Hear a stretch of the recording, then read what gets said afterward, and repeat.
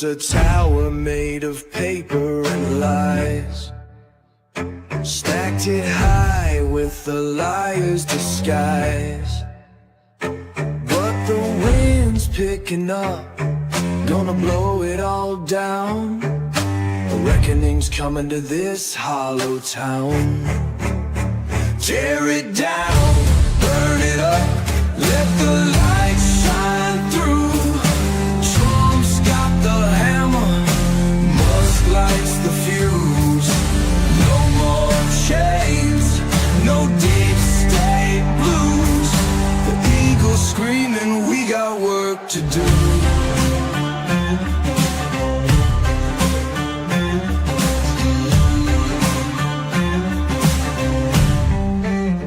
They sold our steel, they stole our land, turned the worker into a begging hand. But the wheels are turning, the fire's alive. We're taking back what's rightfully mine. Tear it down, burn it up, let the light shine through. Trump's got the hammer, Musk lights the fuse. No more chains, no deep state blues. The eagle's screaming, we got work to do. Ghosts of the past whisper through the trees. Swamp runs deep, but it's begging to freeze. Freedom ain't given, it's a fight to the bone. Stand your ground or be overthrown. Tear it down, burn it up, let the light shine through. Trump's got the hammer, Musk lights the fuse. No more chains, no deep state blues. The eagle's screaming, we got work to do. Our work to do.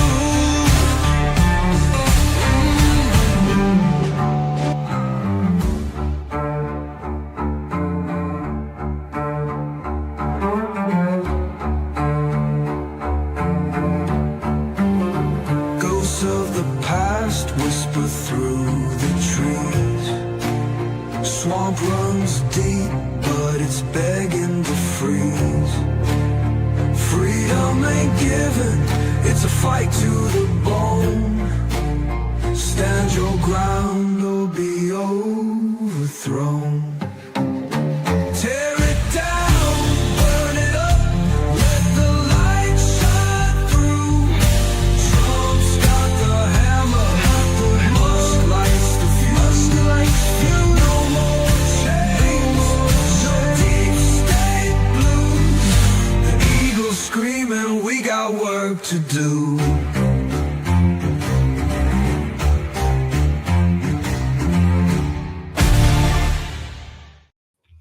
Hey guys, how you doing? What's up? Dr. Jade will be here in a little while. She has a family obligation, so she'll be around a little bit. How's everybody doing? What's up, 42? What's up, brother? Jimmy, Jeremiah. Hello, Pam. Who else is here? Let me see. There's other people here. They're not talking yet. How's everybody doing? How was your week? It was another fire hose of news. You know, when Trump's in office, it's like it's going to be noisy. Hey, what's up, Bobbity? What's going on, brother? Tonight. Yeah, we got a lot of stuff to go over. Let me show you. Let's just see. Hey, Chris, what's going on, man? Chris, have you done videos yet? Have you put anything up yet? I guess I got to go over to your channel to find out. Hey, guys, I'm going to be on 42's stream tomorrow night. I have the link to his channel in the description below. If you haven't already, please go there and subscribe. And also come tomorrow night, please. And hit the like button at his and mine, please. Chris, what's going on? Oh, nice. Good. All right. tomorrow early. I'll hit you up if you're free. We'll go over it. I want to take a look at it, and I want to go over how you did it. I'm interested. All right, let's go over what are the stories tonight. Wow, there's so much stuff going on. FTC launches investigation into the un-American big tech censorship. That's going to be huge. Kash Patel confirmed. FBI. Yes. Get this, guys. Hold on, don't know. Yeah, I saw his comment, Jimmy. Thank you, bro. Judge rules against Democrats' attempt to block Musk, Doge, and Trump from uncovering corruption in 3 federal agencies. We're winning. Like Jeremiah said, we're winning. Here you go. Breaking news. Trump blows up the IRS. Goodbye, blood-sucking taxes. He's seriously talking about getting rid of the IRS, and we're going to go with tariffs and some other things. But, yeah, he's talking about getting rid of the IRS for you and me. I said to this guy to his face when I shook his hand, you're going to run for president someday, and I'm going to vote for you. Well, now he's starting off. He's going to be the governor of Florida. Trump endorsed him. That's all he needs. Plus, he's awesome. Byron Donalds is a great congressman. Trump executive order wipes out 90 years of practice and permanently changes the executive branch. You're going to love this stuff. Judge rules against unions. Now, I don't have anything against unions. It's the union bosses I don't like. The union workers, I got no beef with them. It's those asshole bosses. Says Trump administration can fire government workers. Why can't he? They all work for him. DEI is dead. HUD cancels $4 million in diversity, equity, and inclusion contracts. Then we got a bunch of shit up here too. So let's start off. Hold on. Let me see. Yeah, we were going to do a sales tax, but then you get the lib nuts. Well, that hurts the poor. How the hell does that hurt the poor? Where you got to pay tax? Oh, so you're admitting they don't pay income taxes. Thank you very much for finally admitting that. What's up, Simon? How you doing, man? Bobby, ain't you at lunch? Yeah, I thought he meant lunch. No, that's when you stream at my noon. Like, all right, cool. Let's do this. Breitbart. FTC launches investigation into un-American big tech censorship. Now, I'm going to start off by saying, yeah, some of the platforms were very happy to censor conservative speech, but whether they were or not, they were still forced by the government. So, in other words, Joe Biden, the government, he forced private corporations to do his dirty work because the law said he couldn't. They got a word for that. Begins with an F. What is that? Oh, fascism. Yeah, he's a fucking fascist. Yeah, that's exactly what fascism is. The two main characteristics, there are many, of fascists are, number one, they don't like to hear from the opposition because they want to be the smartest people in the room, right? And that's the only way Joe Biden would be the smartest person. Actually, if he was alone, he still wouldn't be the smartest person in the room. But so they like to force companies, corporations, private companies to do their dirty work. And that's exactly what he did with the censorship program. But let's see what this says. Federal Trade Commission is launching an investigation into un-American big tech censorship, soliciting feedback from the American public about how their speech has been stifled by America's most dominant tech companies. Well, Facebook has let up a little bit on. They had me censored at about 98%. They've turned it down a little bit, but not all the way. They haven't opened the floodgates yet. Big tech censorship is not just un-American, it's potentially illegal. The FTC wants your help to investigate these potential violations by law, Federal Trade Commission Chairman Andrew Ferguson said on Thursday. We're asking for public submissions from anyone who has been a victim of tech censorship. I guess I got to write to them. Banning, demonetization, shadow ban, yep, all of the above. Well, demonetization, not yet. From employees of tech platforms or from anyone else who can shed light on these practices and the ways that they may violate the law. See, what they'll argue is they'll say, well, the First Amendment only applies to the government. Yeah, but when the government forces you to do it and you don't fight back, guess what? You're the government. What was that? Marshall v. I can't remember what it was, but there was a case years ago where there was a corporation that built a town for people to live in. And had everything in the town that you could need, right? They used to do that shit. And what happened was some people put up some anti-abortion posters or flyers or whatever on, telephone poles, whatever. And the government there said, no, you can't do that. No, there's no free speech here. Sorry, you can't do it. And so they took it to court, and the Supreme Court said, you know what? You're a de facto government. We're not a government. We're a private corporate. Yeah, but you make the laws of your town. And guess what? You're a de facto government. And since you're a de facto government, you got to abide by the Constitution. And so they lost big time. So that means that if you work with the government, not for the government, with the government, right? Now, granted, it's going to be long, hard fought in courts because, I mean, if you read some of the shit that came out with the Twitter dump, the Twitter dump files, a lot of people were fighting back, but they were threatened. I mean, Biden had like 24 federal departments that were threatening them. You're going to do this. You're going to do that. No, I'm not. Yeah. Well, guess what? We'll shut your ass down. Dude, these guys were commie fascists. Today's announcement marks an important step forward in restoring free speech and making sure Americans no longer suffer under the tyranny of big tech permanently. I look forward to hearing from you, Ferguson said. Yeah, I think, like I said, I think a lot of people in tech that they did like it. I think that they didn't have a problem with censoring free speech of conservatives because you never saw them censor the free speech of libnuts, right? Is it possible that with all the yeah, exactly. I hear you.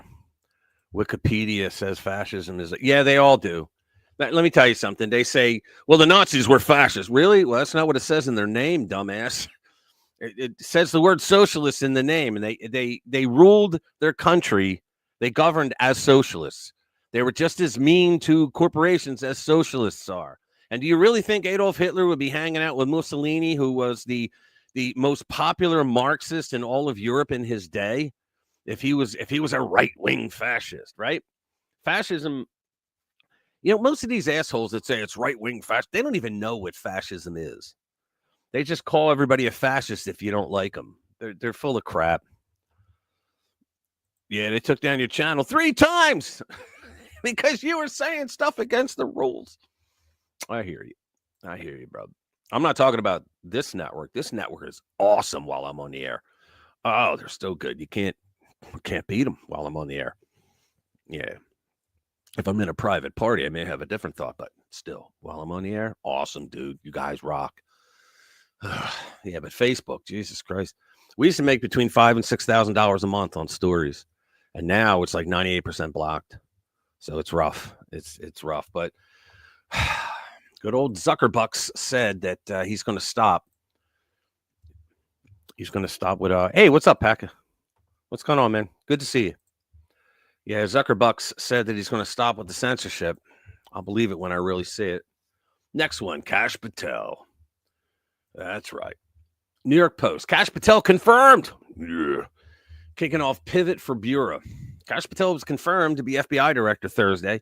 They say it was a very close vote. No, it wasn't. A close vote would have been if J.D. Vance, if he had to break a tie. That would have been a close vote. It was what, 51-49? They knew it was going to be that anyway, straight down the line. What gets me, though, is Turtle. Mitch the Turtle, he voted for Kash. So unleashing a transition in which President Trump's longtime advisor is expected to overhaul the Bureau. And overhaul he will. The Senate voted 51-49 to approve Patel to serve a 10-year term, with Senators Susan Collins and Murkowski breaking ranks and voting with the 47 Democrats. You two pieces of shit. Now, Susan Collins, she's the best you're going to get out of Maine for a Republican. She's just the best you're going to get. So you know what to expect from Murkowski. She needs to go. She rigged her own state's election system so that incumbents always win. And how'd she get away with that? Because her family pretty much owns the state. Her father was a politician, and that she won by name recognition. She needs to go, though. Trump has said that Patel, 44, will shake up the Bureau and attempt to depoliticize decision-making after a series of controversies involving either alleged or proven bias against Republicans. Of course there was. I didn't see Joe Biden have his house broken down. In fact, they didn't even charge him for the documents that he had when he was not allowed to have them, though Trump was. Quote, I think Cash is going to do great, Trump told Fox News' Sean Hannity in an interview that aired Tuesday. I think they have to do great or we have a problem. But when you look at what they did, the raid at Mar-a-Lago, you look at what they did, their reputation is shot. It really is. Going through Melania's underwear tour. Patel emerged unscathed from his confirmation hearing last month as Democratic senators focused much of their time accusing him of being sympathetic to participants in January. Who gives a shit? I mean, who gives a shit? Seriously, who cares? The FBI had all kinds of insurgents in there. They had all their people that what were they, quasi agents, Ray Epps types. Just wait till they got. Do you hear that? Pam Bondi says that the Jeffrey Epstein documents they're right on my desk. She hasn't gone over them yet, and she's going to release them. At the hearing, Patel pledged to reform rather than unravel the bureau after some close Trump allies called the FBI to be disbanded after the August 2022 raid on Trump's Florida residence. Yeah, well, we know what he's going to do. He already said he's going to turn the FBI building in D.C. into a museum, and I think he's going to. There's another good one. Let me see who else is here. Hey, what's up, Lou? Good to see you, brother. Let me see. Should be able to call a retard without being... Yeah, we don't use that word, Jimmy. Now we say Adam Schiff. Okay? Don't use the retard word. Just say Adam Schiff. That's the better way to handle it. Okay. Let's go with another one.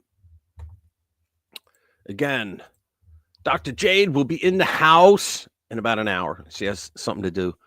Judge rules against Democrats' attempt to block Musk, Doge, and Trump from uncovering corruption in 3 federal agencies. You got to love it. It's all coming up Trump. Elon Musk, Doge, and President Trump have scored a major victory over the Democrats' lawfare. This was Steve that wrote this, my God. Lawfare against the American taxpayer. A federal judge has ruled in favor of Musk's access to records at the Department of Labor, Department of Health and Human Services, and the Consumer Financial Protection Bureau. The Democrats tried to stop this, inviting the question of what are they hiding? Elon is uncovering massive fraud and abuse, including $1.7 million laundered and then given to the terrorist group, the Taliban. Can you believe this shit? Let's see. ABC News. Always Bill Clinton. The judge's decision came down to the question of whether Doge has the authority to detail its people to individual parts of the federal government, where, as employees of that department or agency, the individuals associated with Doge could legally access the sensitive records. Who gives a shit? Who cares? I mean, Elon Musk has higher clearances than all the people in those departments. Believe me, he does. To have the authority, Doge would have to be considered an agency in the eyes of the law, Bates wrote. Lawyers for the plaintiffs argued that Doge is not an agency because it was created via an executive order. We could say the docket is not a law because it was created by executive order, right? We could say that, right? And therefore, don't get into that because you're going to lose a lot more than we will. And therefore, it's not entitled to detail its employees to parts of the federal government. Curiously, lawyers for Doge have attempted to avoid the agency label during court hearings, despite its strong claim to agency status, Bates wrote. This appears to come from a desire to escape the obligations that accompany agencyhood. Yeah, because 19-year-old nerds, what do they know about running an agency, right? All they know is that they're catching a bunch of Democrats with their pants down, such as being subject to the Freedom of Information Act, the Privacy Act, and the Administrative Procedures Act, while reaping only its benefits. It's the best of all worlds. Ultimately, he disagreed with Doge's own interpretation of its status, determining it's likely is an agency and delivering it a surprise win by determining that Doge has the authority to continue to access the sensitive records. Quote, for the records explained above, this is important, guys. For the records explained above on the record, as it currently stands and with limited briefing on the issue, the case law defining agencies indicates that plaintiffs have not shown a substantial likelihood that Doge is not an agency. If that is so, Doge may detail its employees to other agencies consistent with the Economy Act. Nice. So in other words, these a-holes, they got to deal with Musk's people. Imagine these like 19-year-olds strolling in. You know, they take the sunglasses off and go, "Hey, you, come here, get me a coffee." Think about that. That's got to be awesome. Yeah, the Clinton Foundation, and now we learn U.S. aid. Oh, dude, I got a better one for you, guys. You know, hey, what's up, Chris? How you doing? You know the since Cash got confirmed, Adams. Yeah, he's shifting his pants. That's right. Good to see you, man. What was I going to say? Shit. Oh yeah, Lou. The guy that I bring on, you guys know Mark. I bring him on. He's from Georgia. He was the one that helped. He helped the Trump legal team in Georgia figure out that there was fraud during the 2020 election. Well, after that election, because he was polling the votes, you're allowed to do that. You pay for them. They give the list of the voter roll, and you can look at the votes, and that's what he did. And he found like 6 different things, but one he was able to prove, like legally, he was able to prove it, right? And so what happened was Stacey Abrams' group called Fair Fight. Well, they sued Mark, and they sued True the Vote and a couple other people, but they included Mark in that lawsuit, and it was total lawfare, right? But you got to put, like, when you get sued over something like that, you got to put all kinds of money out for a lawyer. But Mark's lawyer was the guy that did what the hell was it? I forget. It was a huge case. It's the one that Democrats always bitch about. It was the one that allowed corporations to do the exact same thing that the unions always did, donate money to political causes and stuff like that, and politicians. But I keep thinking Chevron. It's not. I forget what it is. But anyway, so what they just found out is Mark had to go through, all these people, they had to go through 3 years of hell. Citizens United. God bless you, Bobbity. Thank you. I see, my guys are smart. You guys are all smart. You know shit. Anyway, my problem is I got so many names in my head I can't remember who's who. But anyway, so he went through 3 years of hell because you get a Democrat judge and they'll just push it all forward, and then you wind up getting sued for like $1 million, and it was all a lie, saying that he violated the Voting Rights Act, even though he never contacted a single voter. Well, they may have thought that they were contacted. Yeah, all right. Kiss my ass. So what they just found out, which I'm going to go over the story tonight, probably the next one, they just found out that Fair Fight, Stacey Abrams' group, was funded by U.S. aid. So Mark and these people, they paid for their own lawfare. Hey, what's up, ass? Good to see you. Yes, they paid for their own goddamn lawfare. Trained voices in your head. Yeah, I know. I can't get them right. And you know what you do too, Bobby? You don't name them. I learned that. You don't name them. All right, let's see. What is next? Let's do this one. The IRS may be a thing of the past, guys. There we go. Here it is. Gateway Hispanic. Cut, man. What do you mean? I don't know what you mean, Jim. Breaking news. Trump blows up the IRS. Goodbye, blood-sucking taxes. Hold on, Patriots. Commerce Secretary Howard Lutnick dropped the bombshell today. The Trump administration plans to abolish the IRS, that nest of leftist bureaucrats squeezing decent Americans dry. Yes, you heard that right. Donald Trump, the champion of freedom, wants to rip out the Internal Revenue Service and replace it with a tariff-based system that makes foreigners pay for our greatness. This is not a drill. This is a conservative revolution in act. I like who wrote this. The announcement, confirmed by Lutnick just hours after the Senate confirmation 5145, take that, progressives, comes as a thunderbolt of hope for hardworking Americans.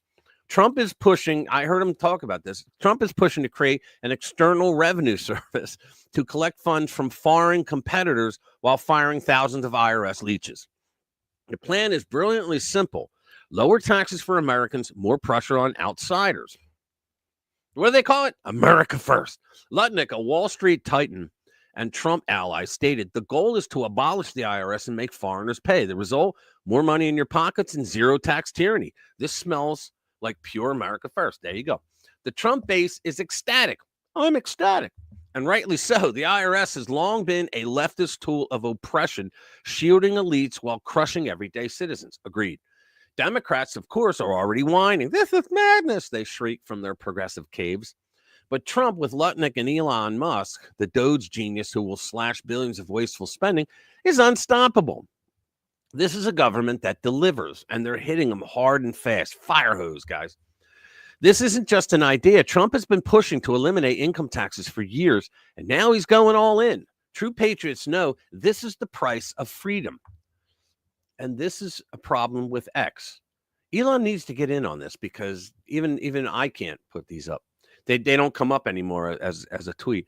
Trump is dismissing the deep state and its tax collecting parasites. While the left cries over their control machinery, we celebrate a future without the IRS. Yes, that would be nice. No more IRS. Let me get rid of that. Irritating rectal shithole. That's funny.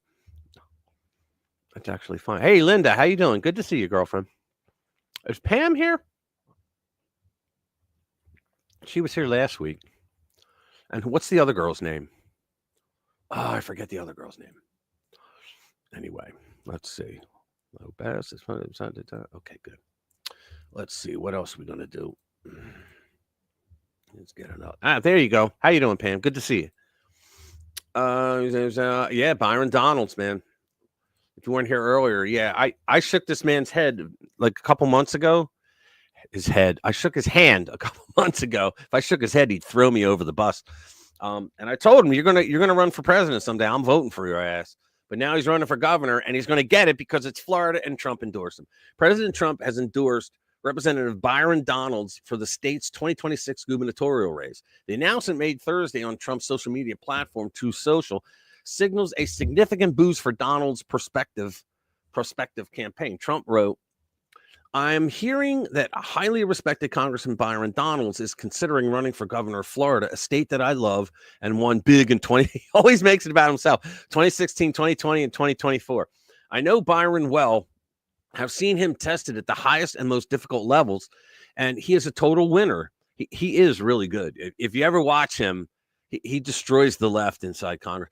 Byron has a great wife, Erica, and 3 beautiful sons.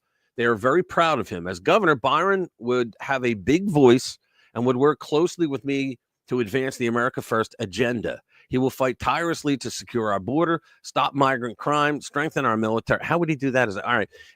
Protect our vets, restore our economic power, advance American energy dominance. It's kind of like a commercial for Trump, but I love it. All right. And defend our always under siege Second Amendment. Yeah, he could do that. Byron Donalds would be a truly great and powerful governor of Florida. And should he decide to run, we'll have my complete and total endorsement. Run, Byron, run. You know, you don't need any more than that, right? And I think if he runs, he'll win. Let me see. They need to keep IRS estimators to make the job nonstop audit Congress. Yes, that's a very good idea, Simon. The other girl. Oh, okay. Selfies of her. Yeah. I heard she went to meet him. Yeah, I think I met him the next week. He was in Lansdale. Yeah, I met him, Kash Patel, Peter Navarro, McClintock, who was the acting AG at the end of the first term, and who else was there? There were a few. Leo 2.0, Leo Terrell, he was there. He was funny. He was pretty good. Yeah, there were a lot of people there. It was a good outing. So let's see what's next. So much more shit to talk about. You got to love that the lib nuts are losing their ever-loving minds. Here we go. Trump executive order wipes out 90 years of practice and permanently changes the executive branch. Trump signed an executive order Tuesday. You got to hate that. Trump signed an executive order Tuesday that affirmatively pulled all the independent boards, commissions, and agencies that have proliferated since the Roosevelt administration under the management of the White House. Good. The order, titled Ensuring Accountability for All Agencies, the White House states, for the federal government to be truly accountable to the American people, officials who wield vast executive power must be supervised and controlled by the people's elected president. You know what? The reason he's doing this is because you have all these deep state operatives, which are bureaucrats, right? Bureaucrats that hate Trump. Okay, that's how we can look at it this time. And they, over the years, to get their votes and to get their money to donate and all that, presidents have given them the power that they cannot be fired. And so they became the deep state, okay, because they're not going to get fired. Well, he's letting them know, well, no, actually you can be, because you work for one person, and that's me. Because that's in the Constitution. He runs the executive branch, and that means everybody that works in the executive branch, guess what? They work for him. And so he has the ultimate authority, which is why these a-hole judges that are making these rulings like that the Treasury Secretary can't look at the data of the Treasury Department, that's bullshit. They're violating separation of powers. And there's Pam Bondi, I believe, is looking into that to go after these judges. And I think it's a political solution. I think they're going to have to impeach and remove, and I don't think they got the balls over in the Senate. Yeah, commies. yeah, Leo Terrell was actually cool. And you know what? The ladies were all over him. The guy's like, he's an old man. I didn't know he was that old when I saw him in person, right? But the ladies were just like dropping on him. It was cool to see. I was like, damn, Leo. And he looked at me and smiled when I said, damn, Leo. But yeah, so let's see. In an informational document about the executive order shared with the Washington Post, so who cares? White House officials referred to the so-called independent agency as the FTC, FCC, and SEC as examples of agencies over which Trump is seeking to exert more control. If they work for the executive branch, he should have control over them. A White House official speaking, and they're going to say, well, he's going to control them the way he wants to. Who gives a shit? Who cares? We had the Biden administration telling private corporations to do their dirty work for them. So who cares if Trump wants to be able to have control over agencies that are under his control? It's like enough of the nonsense, libnuts. A White House official speaking on the condition of anonymity to discuss the objectives of the new executive order said it aims to rein in the rogue agencies. Yeah, you had all these agencies that were actually, even the agencies were being fed by USAID. All right, to do all kinds of bullshit to go against Trump. So why wouldn't he keep them under tight control? It's going to be the FAFO. Fuck around, find out, guys. You're going to get fired. These agencies issue rules and regulations that cost billions of dollars and implicate some of the most controversial policy matters. They do so with the review. Oh, yeah, democratically elected president. White House officials wrote in the document. They also spend American tax dollars and set priorities without consulting the president. That's right. Yeah, they make up their own rules. Like I always say, they had those two sets of documents in Mike Lee and Ted Cruz's office, and the one goes all the way up to the ceiling. That's everything that the deep state made rules of. The other ones, all the laws passed by Congress. So, I mean, seriously, they got to get a handle on it, and Trump's doing it. The best part is that this is a perfect storm, guys. He has people that are running these departments that are loyal to America First Coalition. They're loyal to it. They're going to say, they're loyal to Donald Trump. Who gives a shit? He's their boss. You should be loyal to your boss if your boss has an agenda to make America great again. I mean, think about that. The new order has several points. First, it does not apply to the Federal Reserve because the Federal Reserve is not federal. It's a private bank. I think they have one. I think it's one or two of their board members are appointed by the president. The rest, it's a private bank. I think Trump's strategists believe that having the White House take control of the Fed might be a bridge too far. Yeah. The Board of Governors. Formerly independent agencies must clear all regulations through the Office of Management and Budget. Yeah, I like it. It means that, see, Trump is of a mindset now with Doge behind him. Doge is basically doing what Trump wants them to do. It's like they didn't come up with it themselves. Musk didn't come up with it himself. It was Trump that had 4 long years to think about this. And he befriended Elon, and he's using Elon to get it done. That's all it is. And the libnuts are losing their minds because what they're getting done is exposing all the bullshit that they've done. And I hope some of them go to prison for it. Yeah, it was cold here, too. It was freezing here, too, Lou. Well, you're only like 2 hours away. Let me see what else is going on. I got to close all these bullshit out. All right, let's see. Yeah, against the unions. No more unions. You can get fired now. Let's see. Hot air. Judge rules against unions, saying Trump administration can fire government workers. Why? I never understood why they created that rule that they couldn't get fired. He just changed that. I think it was called Schedule F. He just implemented that with an executive order, and it wiped out their status. A second attempt by government unions to block the firing of government employees by the Trump administration has failed. A federal judge in Washington concluded that the unions did not have standing in the case. You got to love it when that standing bullshit runs your way, right? Because they use it all the time. It doesn't have standing. Trump was like, how do I not have standing in an election I was in? You know, it's you don't have standing. It just means, we don't want to deal with it. Go away. A federal judge on Thursday declined to issue a temporary restraining order. See, that's what the Democrats have done. They lost everything. I said this a few weeks ago. They lost all power everywhere, just about. And so they're doing the lawfare with the judges.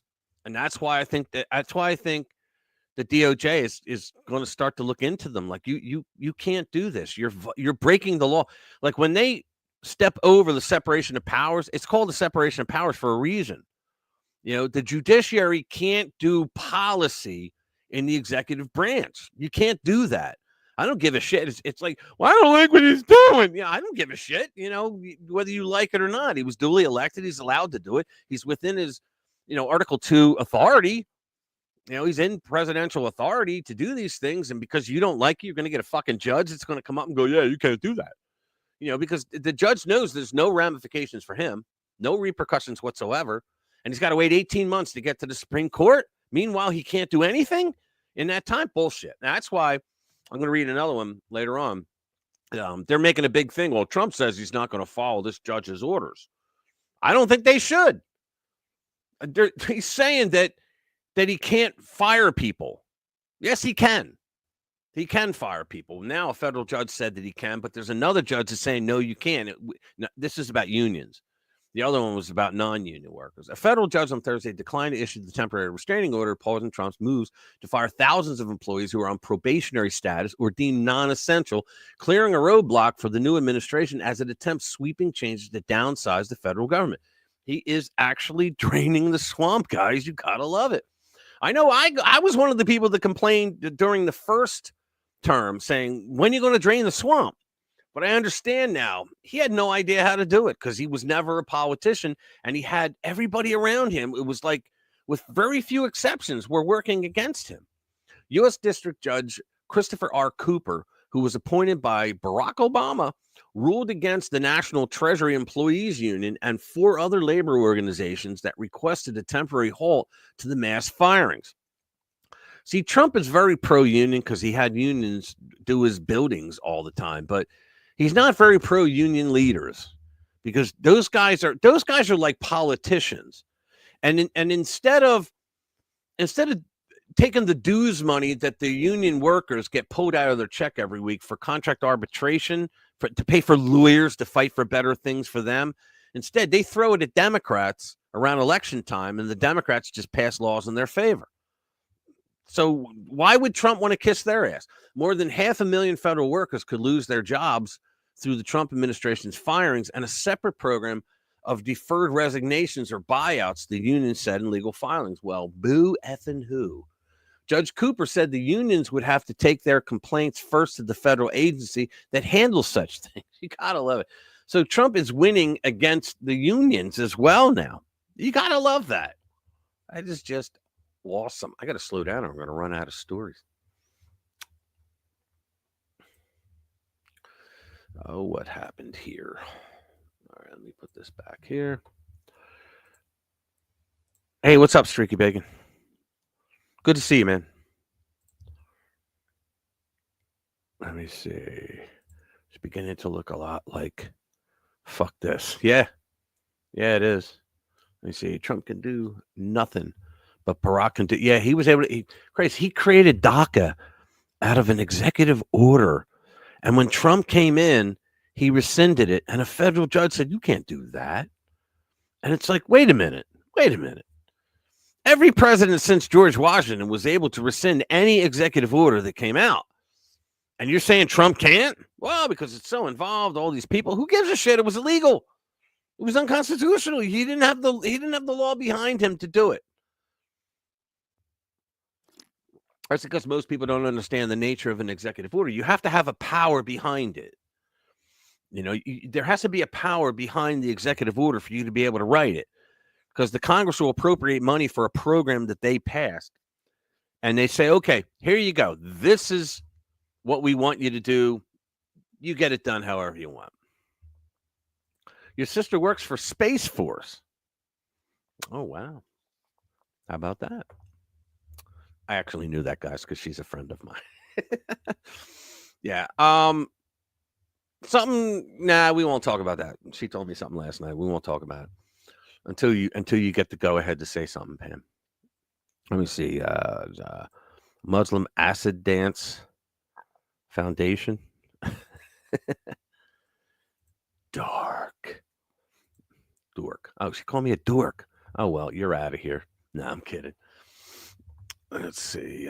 What's this? What else is here?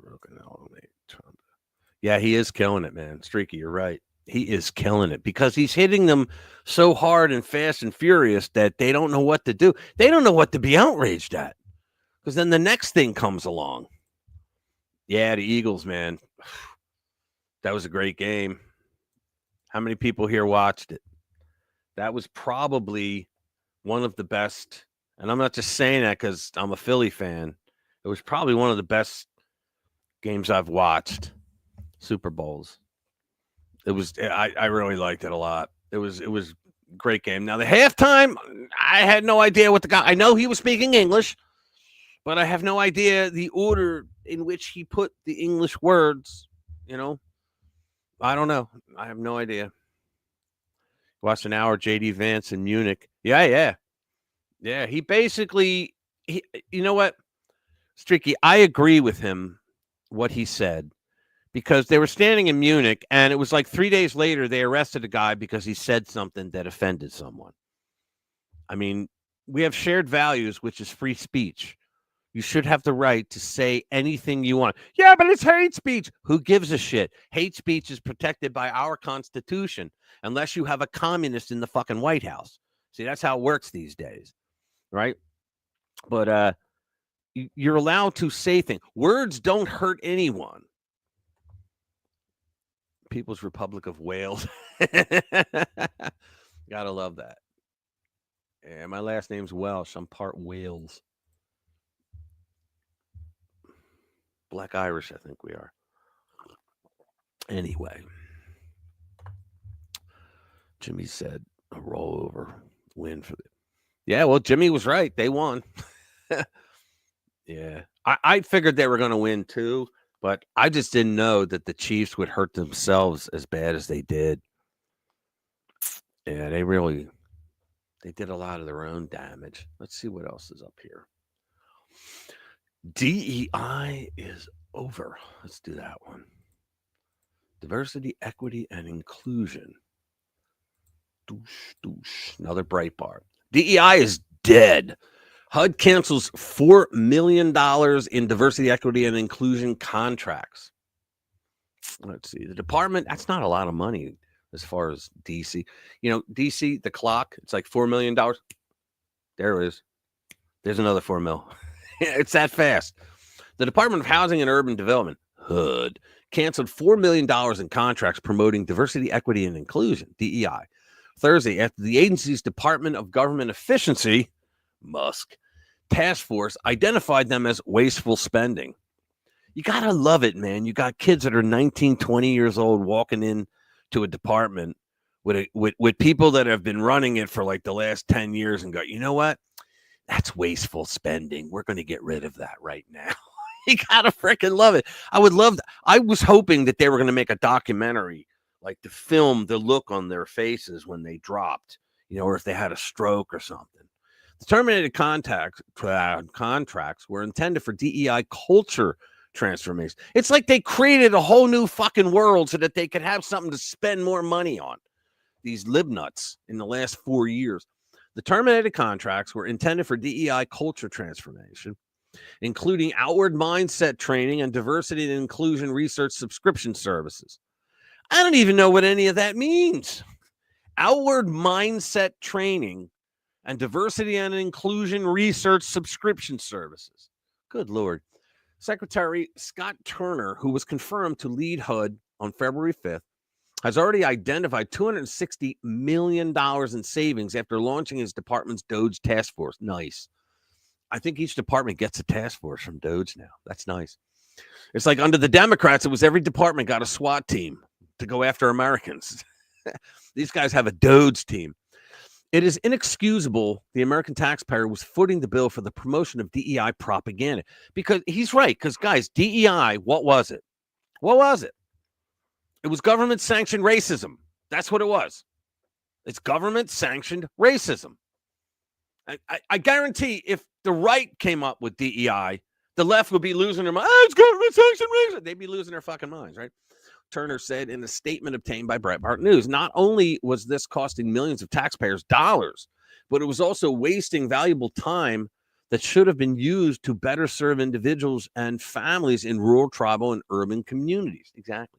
DEI is dead, the secretary, a former NFL player and Texas state representative, added. The news came days after DOGE discovered a staggering $1.9 billion that was misplaced by the Biden. You know how when they go, oh, it was misplaced, we don't know where it went. Yeah, it went into a slush fund. That's where it went. It was misplaced. $1.9 billion of HUD money, he said, was just recovered after being misplaced by the Biden administration due to a broken process. He's being polite. The funds were earmarked for the administration of financial services, but were no longer needed. Yes, they were trying to make a slush fund out of it. So DOGE worked together. It was Secretary Turner and DOGE worked together to fix the issue and de-obligated the funds. I love that word. They de-obligated the funds, which are now available for other use by the Treasury. I would think if it's all inside the Treasury, yeah, because I was going to say you can't send money back to the Treasury that was appropriated by Congress without going through Congress. You have to tell Congress we're doing this, I believe. Let's see. What else is here? What's this say? And the left is crying about how young these people are. I know. And they wanted all of us to bow down to a 16-year-old girl about your absolute. How dare you? You're absolutely right, Lou. Absolutely friggin' right. My geography of the UK sucks, by the way. Oh, okay, you guys were talking. Sorry, but I'm not sure. You would want to try. Govern Londonistan. Yeah. Londonistan. Yeah, what happened to London, man? It used to be the white people manufacturing company of the world. It isn't anymore. What happened? Let's see. You can say Barack Obama and Hillary Clinton happened. That's what happened. Okay. Since everybody wants to hear about this, because we got like 4 people that mentioned it, here we go. There we go. Who the hell is it? I don't even know who that is. When asked if the DOJ will release the Epstein client list, AG Pam Bondi says, it's sitting on my desk right now. We'll just get to the video. The DOJ may be releasing the list of Jeffrey Epstein's clients. Will that really happen? It's sitting on my desk right now to review. That's been a directive by President Trump. I'm reviewing that. I'm reviewing JFK files, MLK files. That's all in the process of being reviewed because that was done at the directive of the president from all of these agencies. So have you seen anything that you said, oh my gosh? Not yet. She's not going to tell you anyway. Okay. Well, we'll check back. She's not going to tell you anyway. Why would she tell you? A news guy, even though it's Fox. Let's see. So it would be nice to see. It would be nice to see all these suicides and the resignations and the runaways of big important people in DC and corporations and Hollywood. If that list comes out, that would be nice to see. And then they'll say Trump was on the list and they took him off. You could just read what's going on with these people. You gotta love it. All right, next one. Yeah, I think I'm going to run out of stories.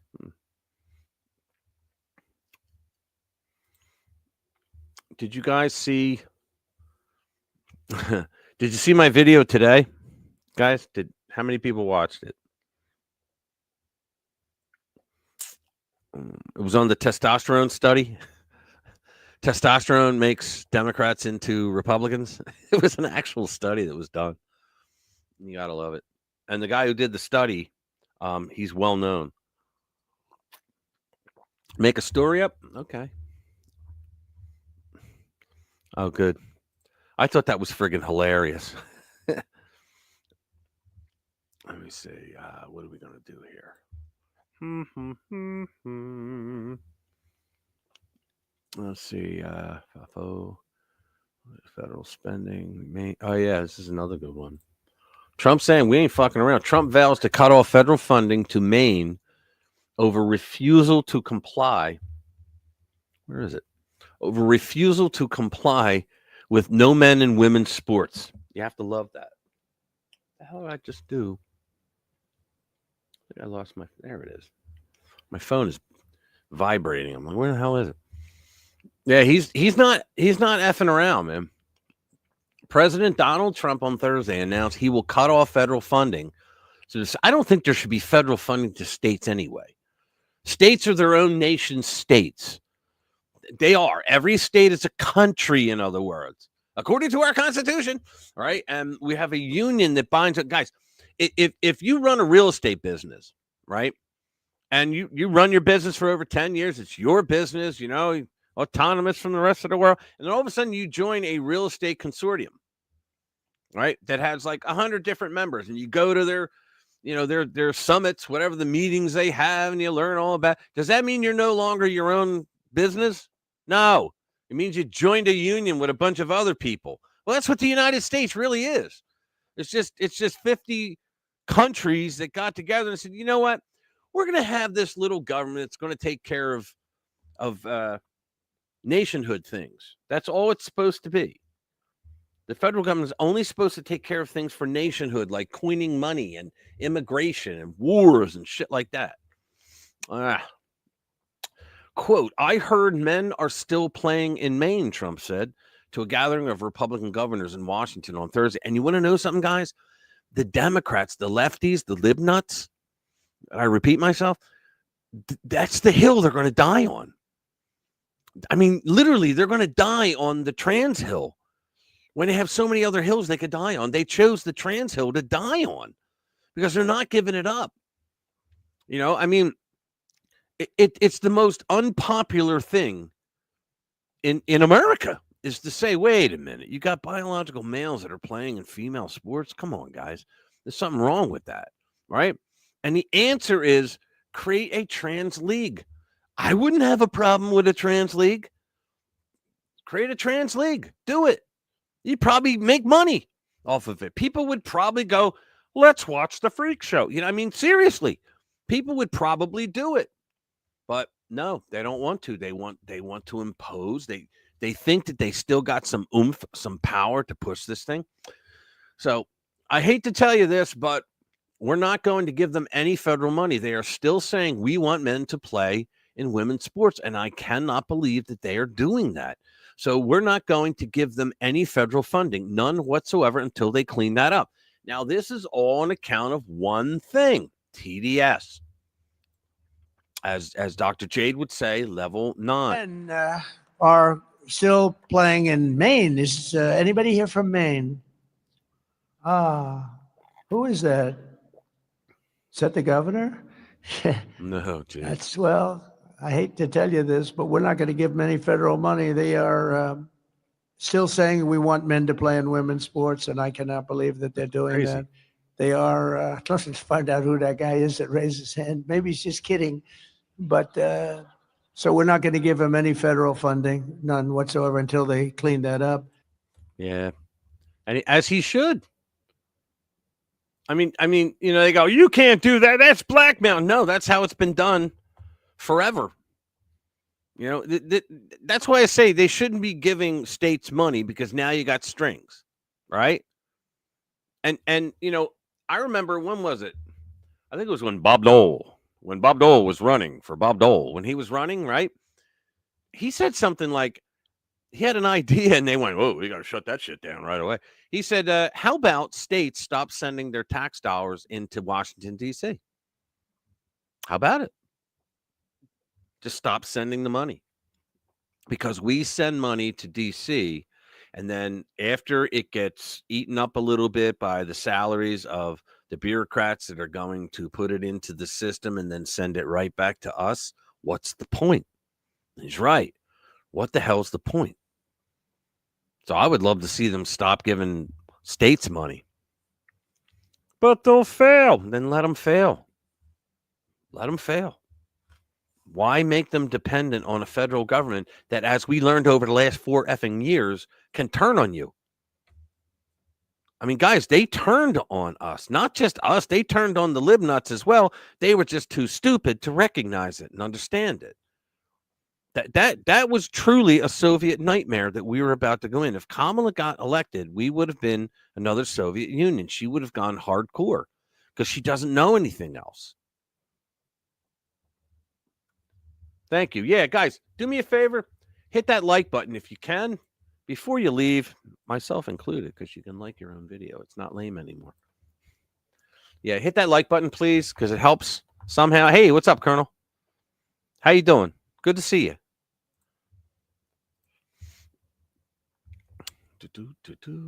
What else is up there? We're cutting federal benefits. Yeah, here we go. There's another good one. Yeah, there's a lot of good stories out today. Let's go through. Here we go. Ready? Trump signs an executive order, right? Hold on. Where is it? Trump signs executive order cutting federal benefits for illegal aliens, and he's targeting sanctuary policies. The scoop, per White House official, Bill Malugin is the guy who's been down on the border for like the last 2 years, reporting everything. Well, actually, the last probably now 5 years, reporting. He's like the number one guy who knows everything about what's going on with the illegals bursting through. So, per White House official on background, later tonight, President Trump will sign an executive order designed to terminate any and all federal taxpayer benefits going to illegal aliens. The order, I mean, they spent 59 million or billion just in 1 week in New York for all the illegals to be in luxury hotels. Right? The order will direct every federal agency and department to identify all federally funded programs currently providing any financial benefits to illegal aliens and take corrective action. And then you're going to have to go through the a-holes in the department. I'm not going to do that. You know, and then the judges will get involved, ensuring that any federal funds to states and localities will not be used to support sanctuary policies or assist illegal immigration. So you wait until that money dries up in these blue sanctuary cities. Wait until the federal money dries up and goes away. It withers on the vine. What's going to happen? They're going to have to take from their own coffers. And then you're going to have Chicago all over again. You remember that? During the election, people in Chicago were like, what the fuck? Like in Chicago, when they have a city council meeting, I think it's once a week, the mayor must stand there and has to listen to everything you have to say, and he cannot respond. But he has to stand, and I think in the law it says, and he has to look at you. He has to act like he's interested. and I don't know if they say that, but they always do. They like stand there and look at you and they listen to you. You know, so there must be something to it, but they were going nuts saying, wait a minute, we're actually paying taxes for city benefits and stuff, and you're just giving all that away to the illegals? Come on, guys, do better. So, and that's why a lot of people in Chicago voted Trump. Additionally, the executive order will mandate improvements in eligibility verification to prevent federal benefits from going to anyone in the U.S. illegally. A White House official tells Fox, the executive order will show Trump is committed to prioritizing that federal public health benefits go towards American citizens, including veterans. Why are veterans not American citizens? Yeah, but that's just, you know, he is cleaning things up one by one. You got to love it. Yeah, Chirac. Chirac, Chi-Town. Chicago, bang, bang. Yeah. what way the 150 plus vote in 2020. Yeah. 20 listeners in your live stream. Great format. Oh, cool. Yeah, again, tomorrow night I will be on 42's stream. I have the link in the description below to his channel. Do me a favor, subscribe to his channel and check it out tomorrow night.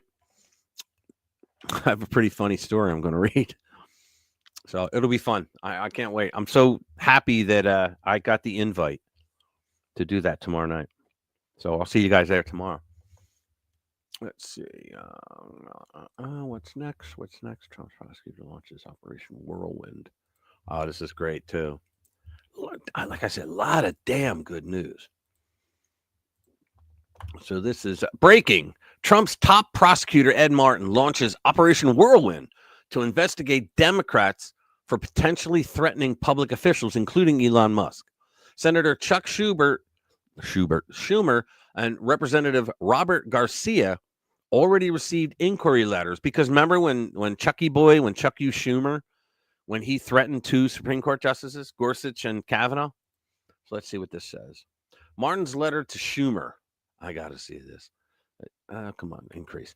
It says, as United States Attorney for the District of Columbia, I receive requests for information and clarification. I take these requests seriously and act on them with letters like this one today. I love how they talk to these guys, hey, guess what? You're fucked because I have to do my job. At this time, I am following up by email. I have previously sent you 2 letters on January 21 and February 3. You have failed to respond, which is a personal disappointment and professionally unacceptable. I attach the earlier 2 letters to this one. Time is of the essence. He's not going to reply. He's hiding with his head up his ass. You have now received 3 letters as well as public discussion.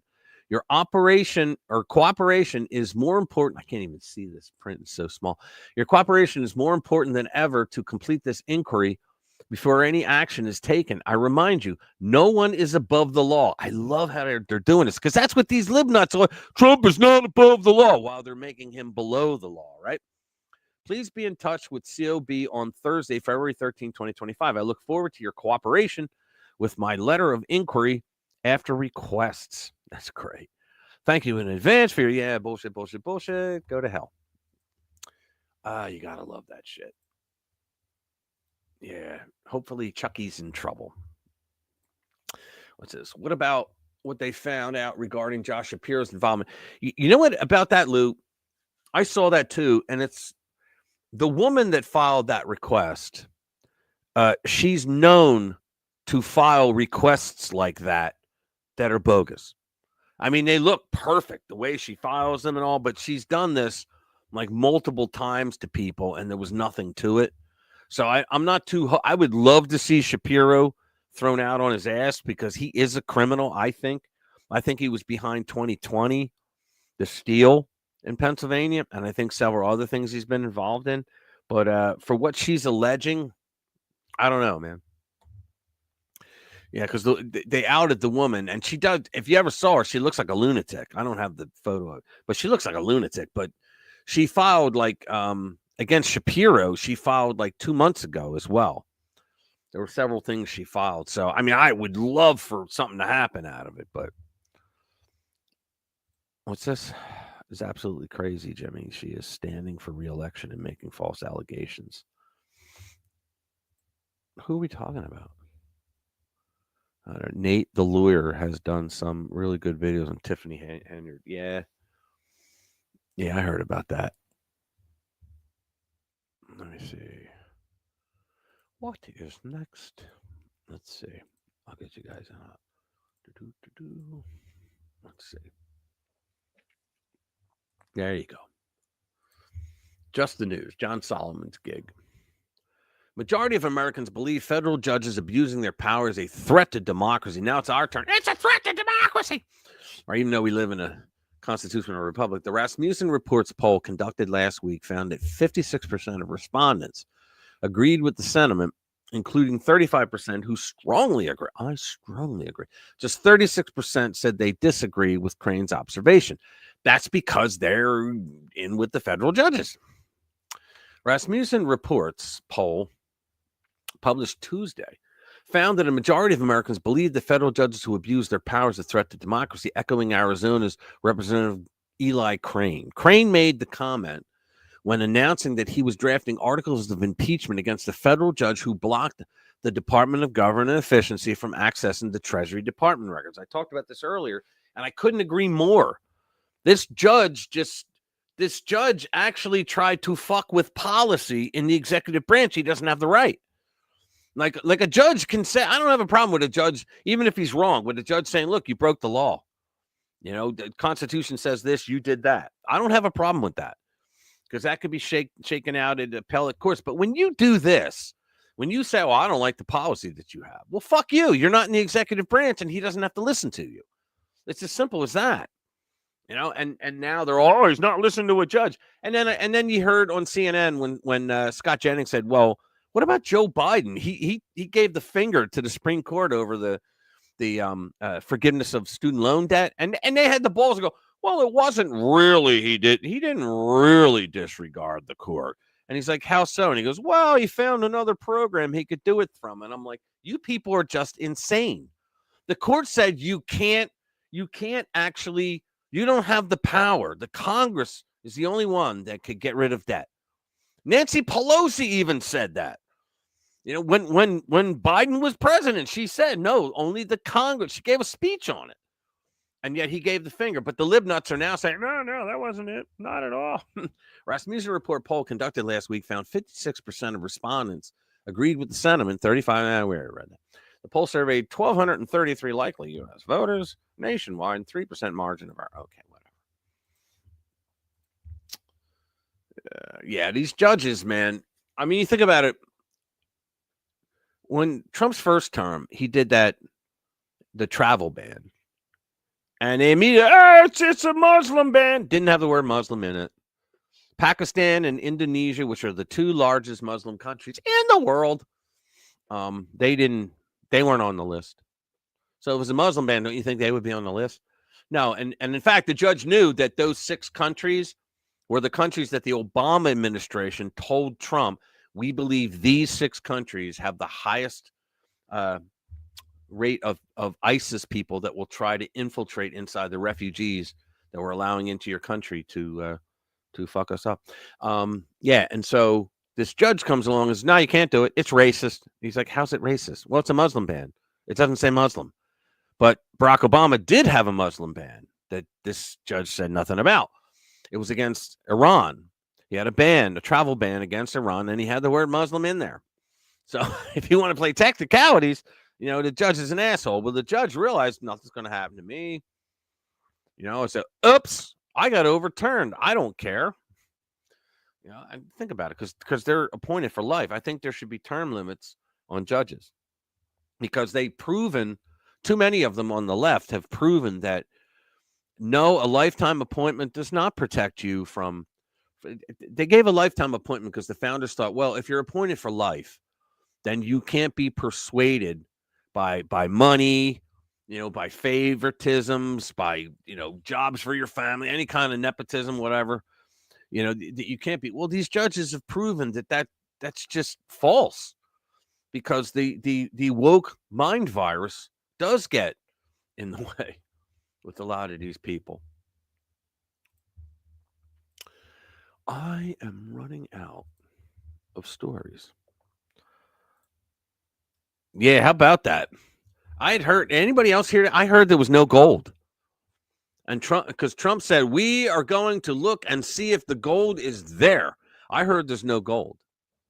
Did anybody hear anything about that? Yeah, that's what I heard. No gold. You gotta love it. Let me see. No. Okay.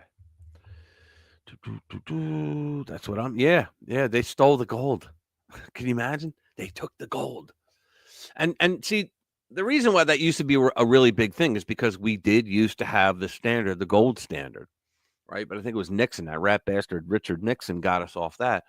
But because they thought, oh my God, if they stole the gold, our money's worth nothing. Yeah, well, reserve notes are worth the paper. It's It's a psychological thing. It's we say it's worth something because we believe it's worth something, but it's really backed by nothing. You think about it. The full faith of the United States government. I can't even keep a straight face in saying that. You know, be a million bagels there instead. Is that another Jewish reference, Streaky? For goodness sake. It's our gold. Yeah, it is. You're damn right it is. And I understand there's none there. Well, we had to have it moved out. Yeah, there's all IOUs in there. Exactly, Linda. There's like 10,000 IOUs. You got to wonder who took it.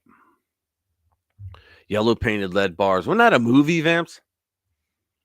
They did that, but they had to find lead bars that were the same weight as the gold at that size.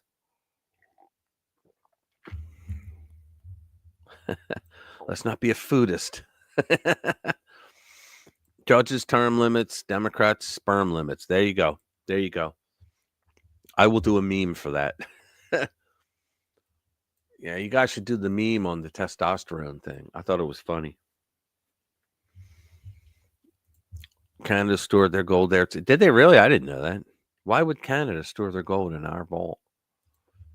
That's kind of weird. In a military vault. All right, well, let's see. Era. Here we go. They're eating the pets. Here we go.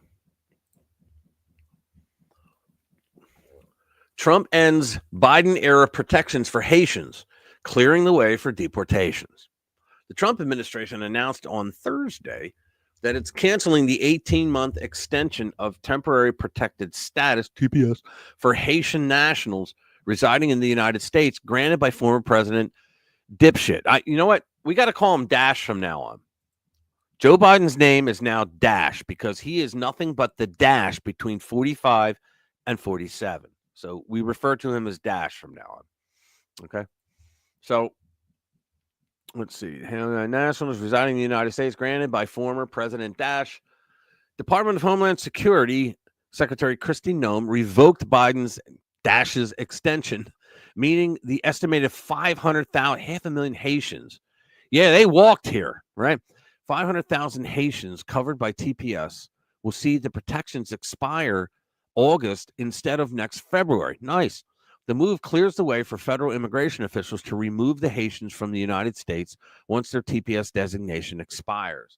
In late January, President Donald Trump revoked the TPS designation for over 600,000 Venezuelan nationals and directed DHS officials to begin a review of other immigrant groups that receive TPS protections under the Dash government.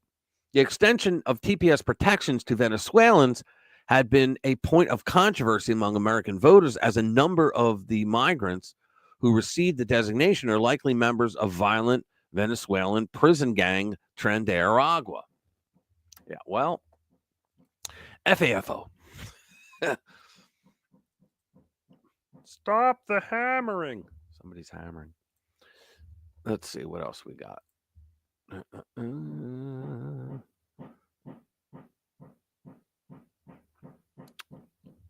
see.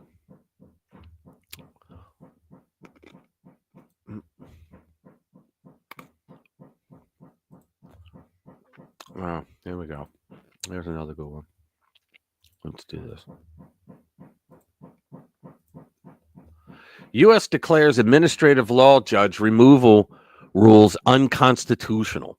The U.S. Justice Department has determined that multiple layers of removal restrictions shielding administrative law judges, you can't fire them, are unconstitutional and will no longer defend them in court, top officials said on Thursday. Chad Mizell, the department's chief of staff, called the administration law judges who preside over administrative disputes in the federal government unelected and constitutionally unaccountable. It's true. In a letter to U.S. Senator Chuck Grassley that Mizell posted on X, acting Solicitor General Sarah Harris wrote that the Justice Department would no longer defend removal restrictions for administrative law judges against challenges in court.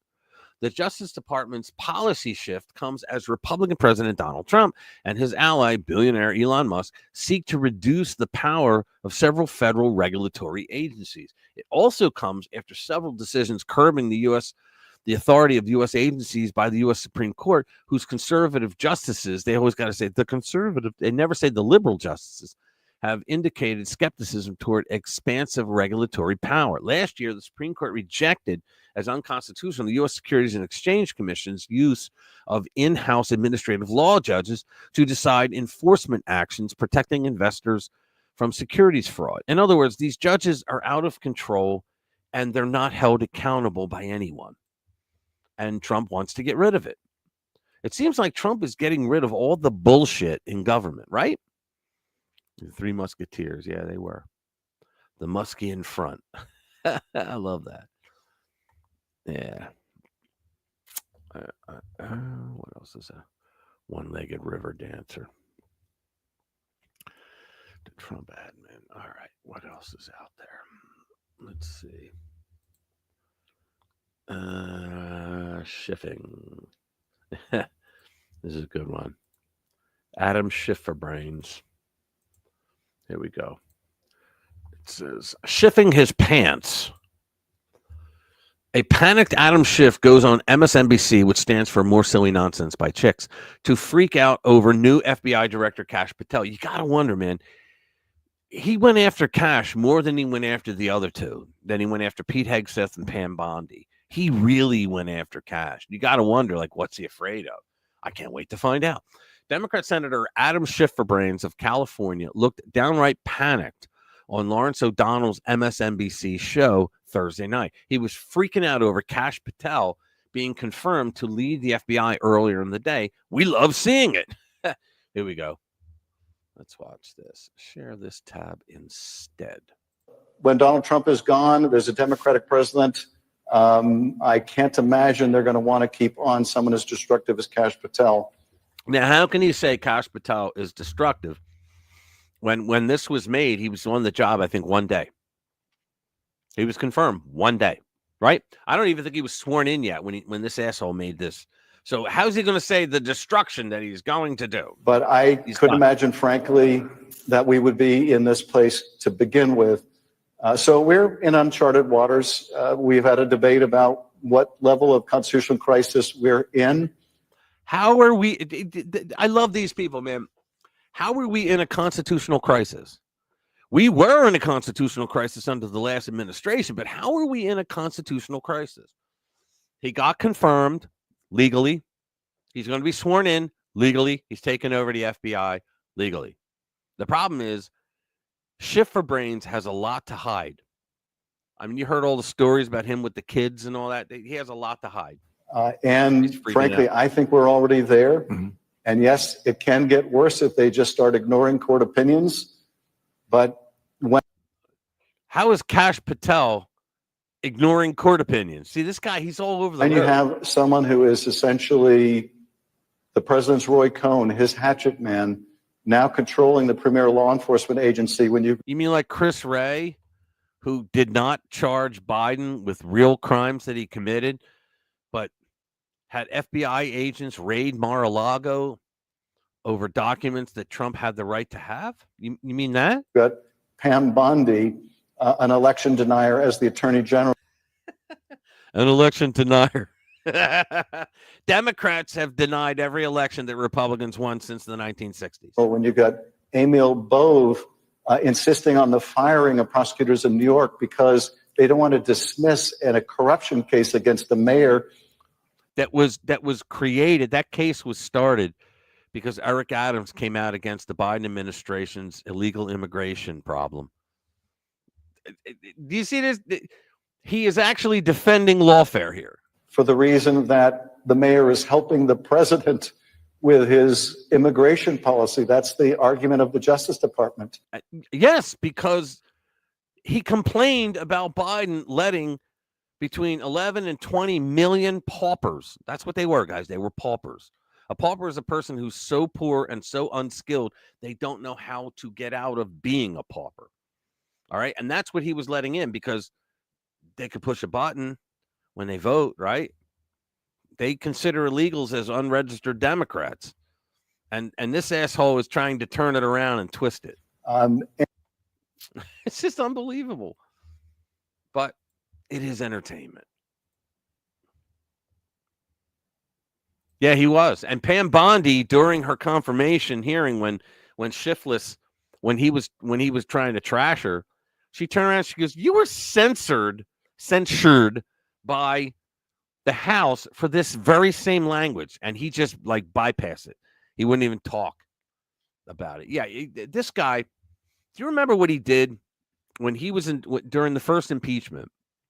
When he was in charge of the Intelligence Committee, and they did the impeachment. And the reason why is because they should have. Hey, what's up, Gina? How you doing? They should be afraid. Schiff should be afraid to talk back. Yeah, he might be the next corrupt representative to be exposed. That is absolutely correct. That's why, you know what? Schiff still lives under the idea of, well, I'm going to be able to get the mainstream media to help me. So I'm going to go on all these shows, MSNBC, CNN, all that. I'm going to go on those shows. I'm going to complain. And you know what? They're going to support me. They're going to push for these people to get off me. It ain't working. Because those people, I mean, they're firing all their top talent. You know, their ratings are through the floor. It's just not working. So I don't know what Schiff's doing. I think it's because he's too dumb to know what else to do. But that's his whole thing. That's the whole thing. So, yeah. Schiff, Schumer, and Pelosi have a lot. Yep. I bet they do. Plus, Schiff, there's a lot of questionable things. You ever see the photos of him with kids? And the one kid was a molested kid. And Schiff, it was before he was ever elected to anything. Yeah, from what I understand, he wanted to be in Hollywood. He wanted to be a Hollywood actor, and he couldn't cut it, and so he went into politics. That's what I heard. Anyway, so let's see what else there is. Yeah, Adam Schiff for brains. He is literally Schiffing himself. Zelensky, Rubio, Trump purge high-level officials. Yeah, there's one. Let's do that one. Let's see. The Standard Hotel in Los Angeles, the site of Adam Schiff. Worst crime. Really? How about that? That all has to be revealed. Yeah, I had heard he was involved in some really shady stuff, man. That's what I heard. So let's just hope Pam Bondi knows about that. Here we go. What are we doing? Let me bring it up. Okay. The Trump administration removes ATF, alcohol, tobacco, firearms, general counsel. And they're going to go, he was there for 20 years. Yeah, and he needed to go because he supported the last minute. Attorney General Pam Bondi removed the general counsel for the Bureau of Alcohol, Tobacco, Firearms, and Explosives on Thursday morning, terminating her employment with the Justice Department. Pamela Hicks, 23-year veteran. Yeah, 23 years. Veteran of the department, confirmed she was fired on LinkedIn. Good. Learn to code. Learn to weld. She did not say whether she was given a reason for the removal, but she is one of several general counsels from Justice Department component agencies to be fired or resign in the first month of the Trump administration. Now, you remember back in his first term when he finally fired Comey, and I think he did it through a text, right? Or a tweet, maybe. Well, they were all bitching. He should have done it in the beginning. Well, this is the beginning of his term, and he's doing it. Well, you didn't do it fast enough. Well, there's so many people that need to be fired. It takes time, right? The FBI's general counsel resigned earlier this month, according to people familiar with the situation, which means they don't exist, who spoke on the condition of anonymity, which means they don't exist, to discuss information that has not been made public. Sam Raymer, who worked in the Justice Department and White House during the first Trump administration, then worked in private practice, is expected to be the FBI's next general counsel. Good. So Trump trusts him. The Bureau of Prisons general counsel also announced plans to retire later this month, according to union leaders and the internal email. So basically what's going on is they're clearing their clearinghouse.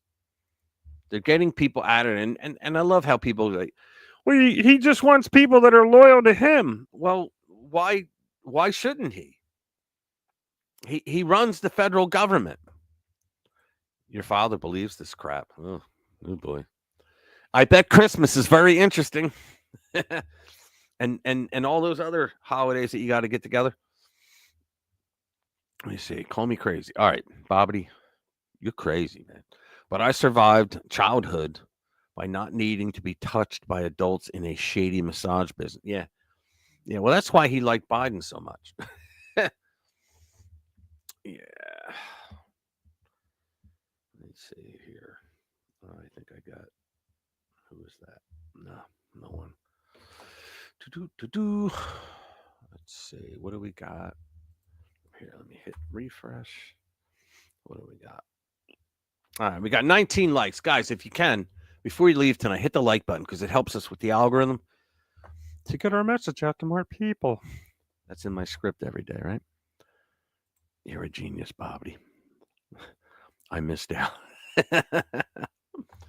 Yeah, nobody touched me when I was a kid. I was an ugly kid. That's why I have to believe that. Let's see. An opportunity. Yeah, he's pretty much treating Zelensky like he's the piece of crap that he is. Let's do that one. Blaze. Given opportunity to soften Trump's blow against Zelensky, Rubio keeps swinging. I'm actually loving what Rubio's doing. All right. He's sec state, which is like it's like I would say that's the second most powerful position, not the VP, because he actually has power to do things and he's doing things. And I think he's a good choice so far. I do. Rubio defended Trump's remarks, then characterized Zelensky as a deceiver and a hustler. Independent journalist Catherine Herridge, who used to be with Fox, and she's awesome. She left Fox for whatever reasons we won't get into, and went with CBS. But I think she's independent now. Yeah. I just wrote it. Yeah, she's independent now, and she's going to do like what like Megyn Kelly and Bill O'Reilly do. So, and I think she'll do well because a lot of people like her. Independent journalist Catherine Herridge provided Secretary of State Mark Rubio with an opportunity Thursday to adopt a kinder, gentler approach to President Volodymyr Zelensky than that taken by President Trump earlier this week. Instead, Rubio leaned into Trump's criticism of the foreign leader and added a few critiques of his own, including the suggestion that Zelensky is two-faced. Well, he is two-faced. American and Russian diplomats met Tuesday in Saudi Arabia, and he was skipped. They didn't let him. They stay out to discuss how best to proceed with ending the war in Ukraine. Zelensky was not extended an invitation. He was going to go anyway, but then in protest, he said, I'm not going to go. If he had a ball, he would have taken it home. The Ukrainian president canceled his trip to the region and stated that decisions on how to end the war in Ukraine cannot be made without Ukraine, nor can any conditions be imposed. Sure they can. They don't need you. Remember Trump called him, what do you call him, a mediocre comedian? Trump's suggestion to reporters Tuesday evening that Zelensky has demonstrated in recent years that he would not have been a useful addition to the Saudi Arabia talks, that Zelensky's complaint about a lack of representation and political agency was hypocritical given that the Ukrainian people have not had elections since February 2022. Guys, he did more than that. He canceled elections, right? He shut down a church, the largest church in Ukraine, right, because they were not favorable to him. He shut down a news network, and then he consolidated all the other news networks under one so he could have better control of them. And he says it's a democracy, please. So since February 2022, and continued to be ruled by an increasingly unpopular president whose term expired in May 2024. Yeah, so he hasn't had an election, and his term's over. And that Ukraine had a hand in starting the war. I think Biden really got it through. Zelensky was quick to respond, accusing Trump of living in a disinformation space. Yeah, that's really going to work for you, J.O. And suggesting that Trump's team should be more truthful. Well, guess what? The heated back and forth was far from over. Trump jumped on Truth Social Wednesday morning to characterize the leader who suspended elections, dissolved rival parties, consolidated Ukraine's media. There you go. Sounds like I wrote this. And banned a Christian denomination as a dictator without elections who wants to keep the gravy train going. You have to love it.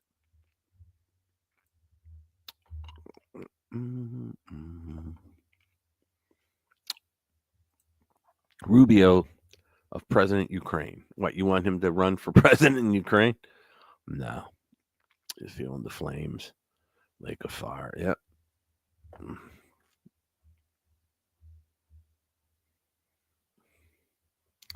Alrighty then. How cold is it out? Guys, it's like 30 degrees here. It's 30 degrees here, guys. That's cold. Josh Hawley, one of the halls of Capitol Hill. This is a great one. Here we go. Let's see. Where is he? Josh. Let's find it.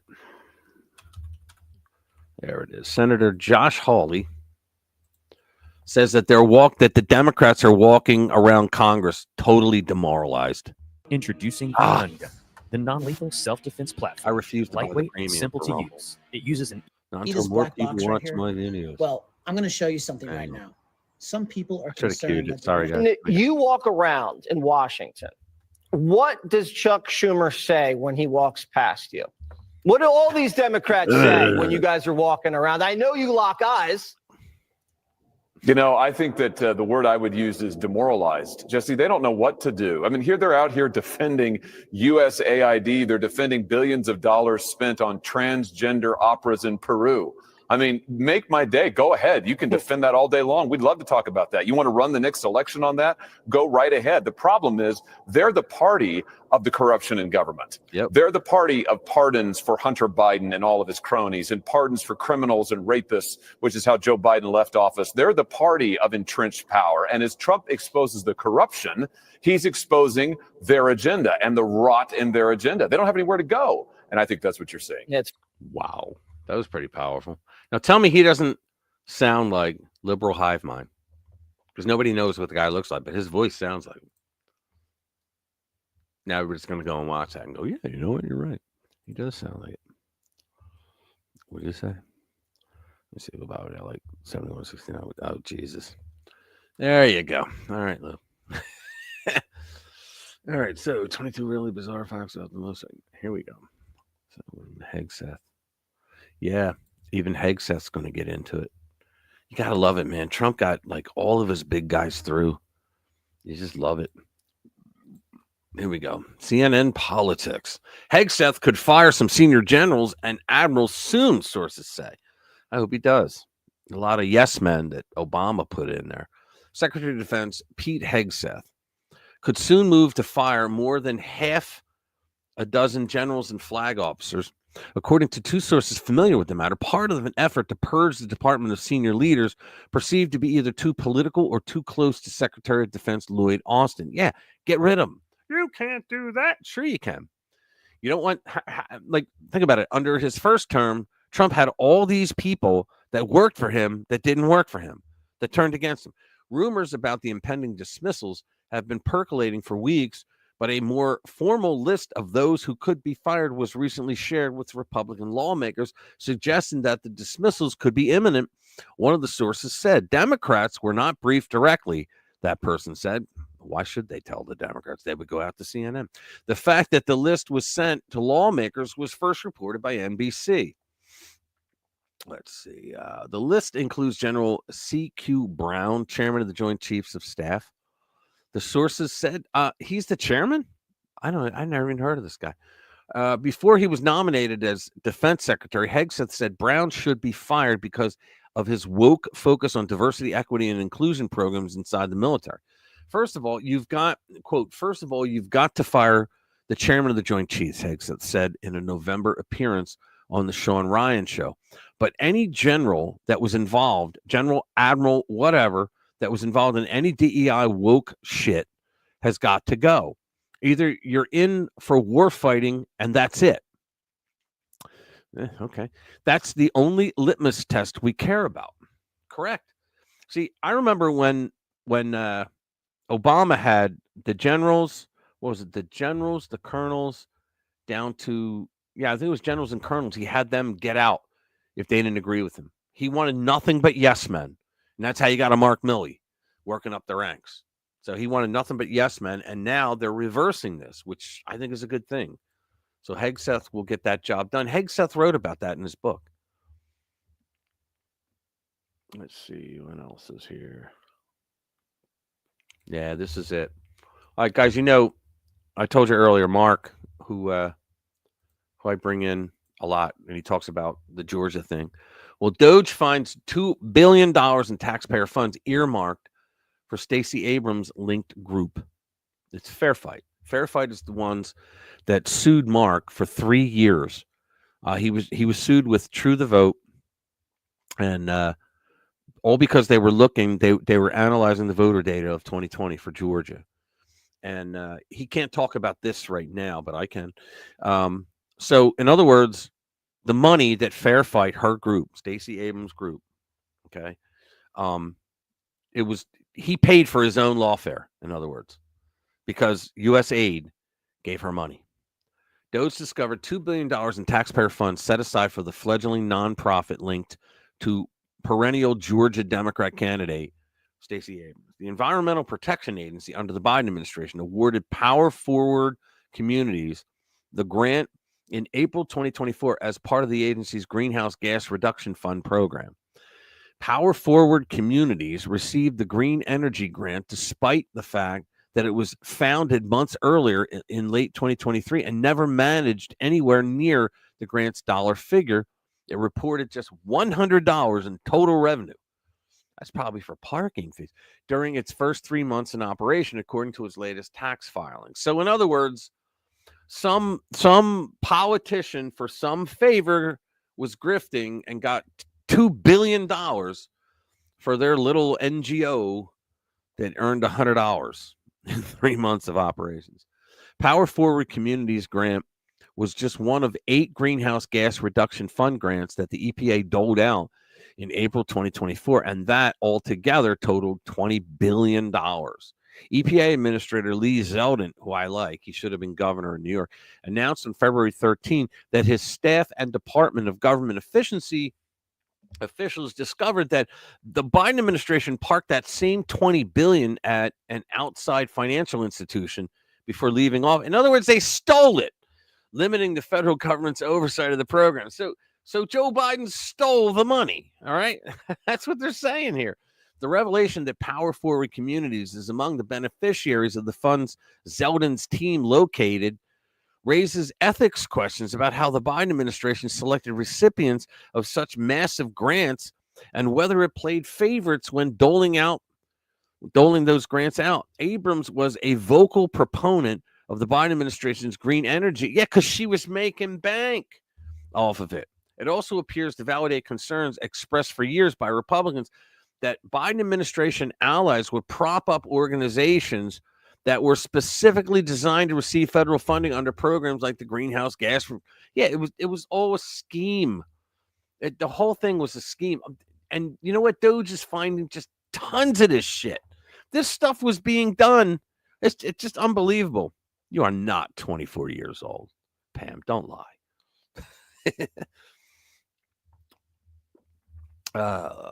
Let's see. What else do we have? Yeah, JD Vance was vindicated. Again.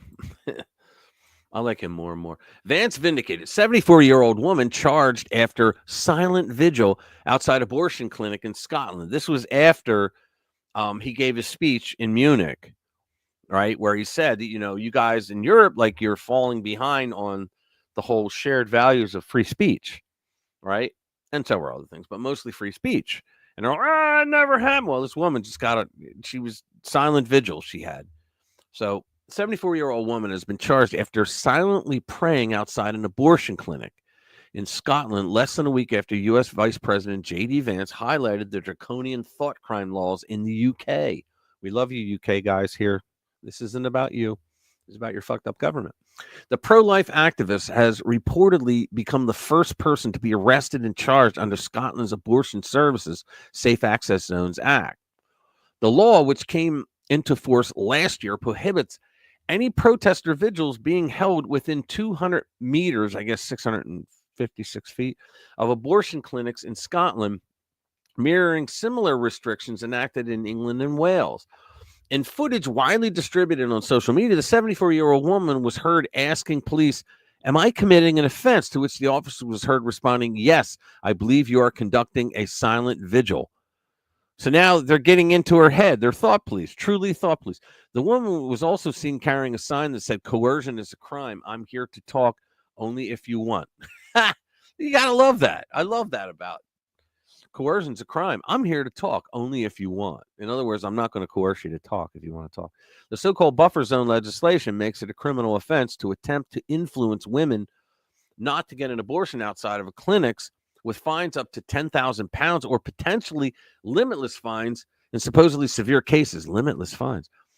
It is also an offense to impede their access or otherwise cause alarm, harassment, or distress. Well, yeah, the latter stuff, sure. You can't touch someone. You can't block someone from doing something.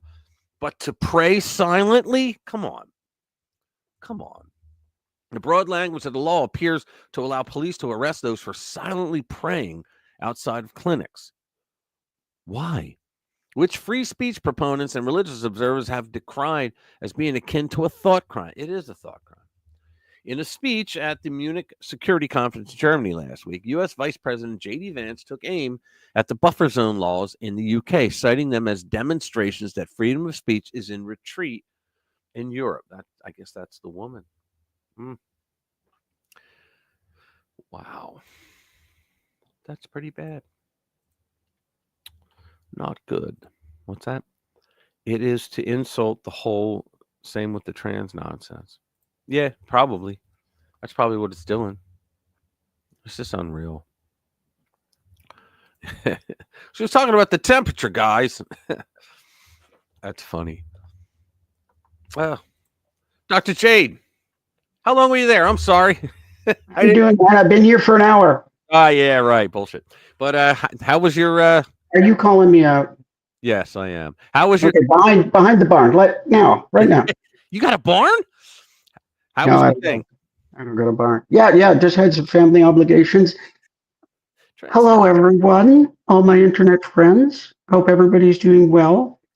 I was like, I hope Jade gets here because I'm running out of questions, out of There you articles. go. Did you miss me? Immeasurably, Doc. The doctor Did you is miss in. me? There you go. Look at us. Hey, Bobby, and hey, everybody else. I see a bunch of, oh gosh, they're piling up. Yeah, they are.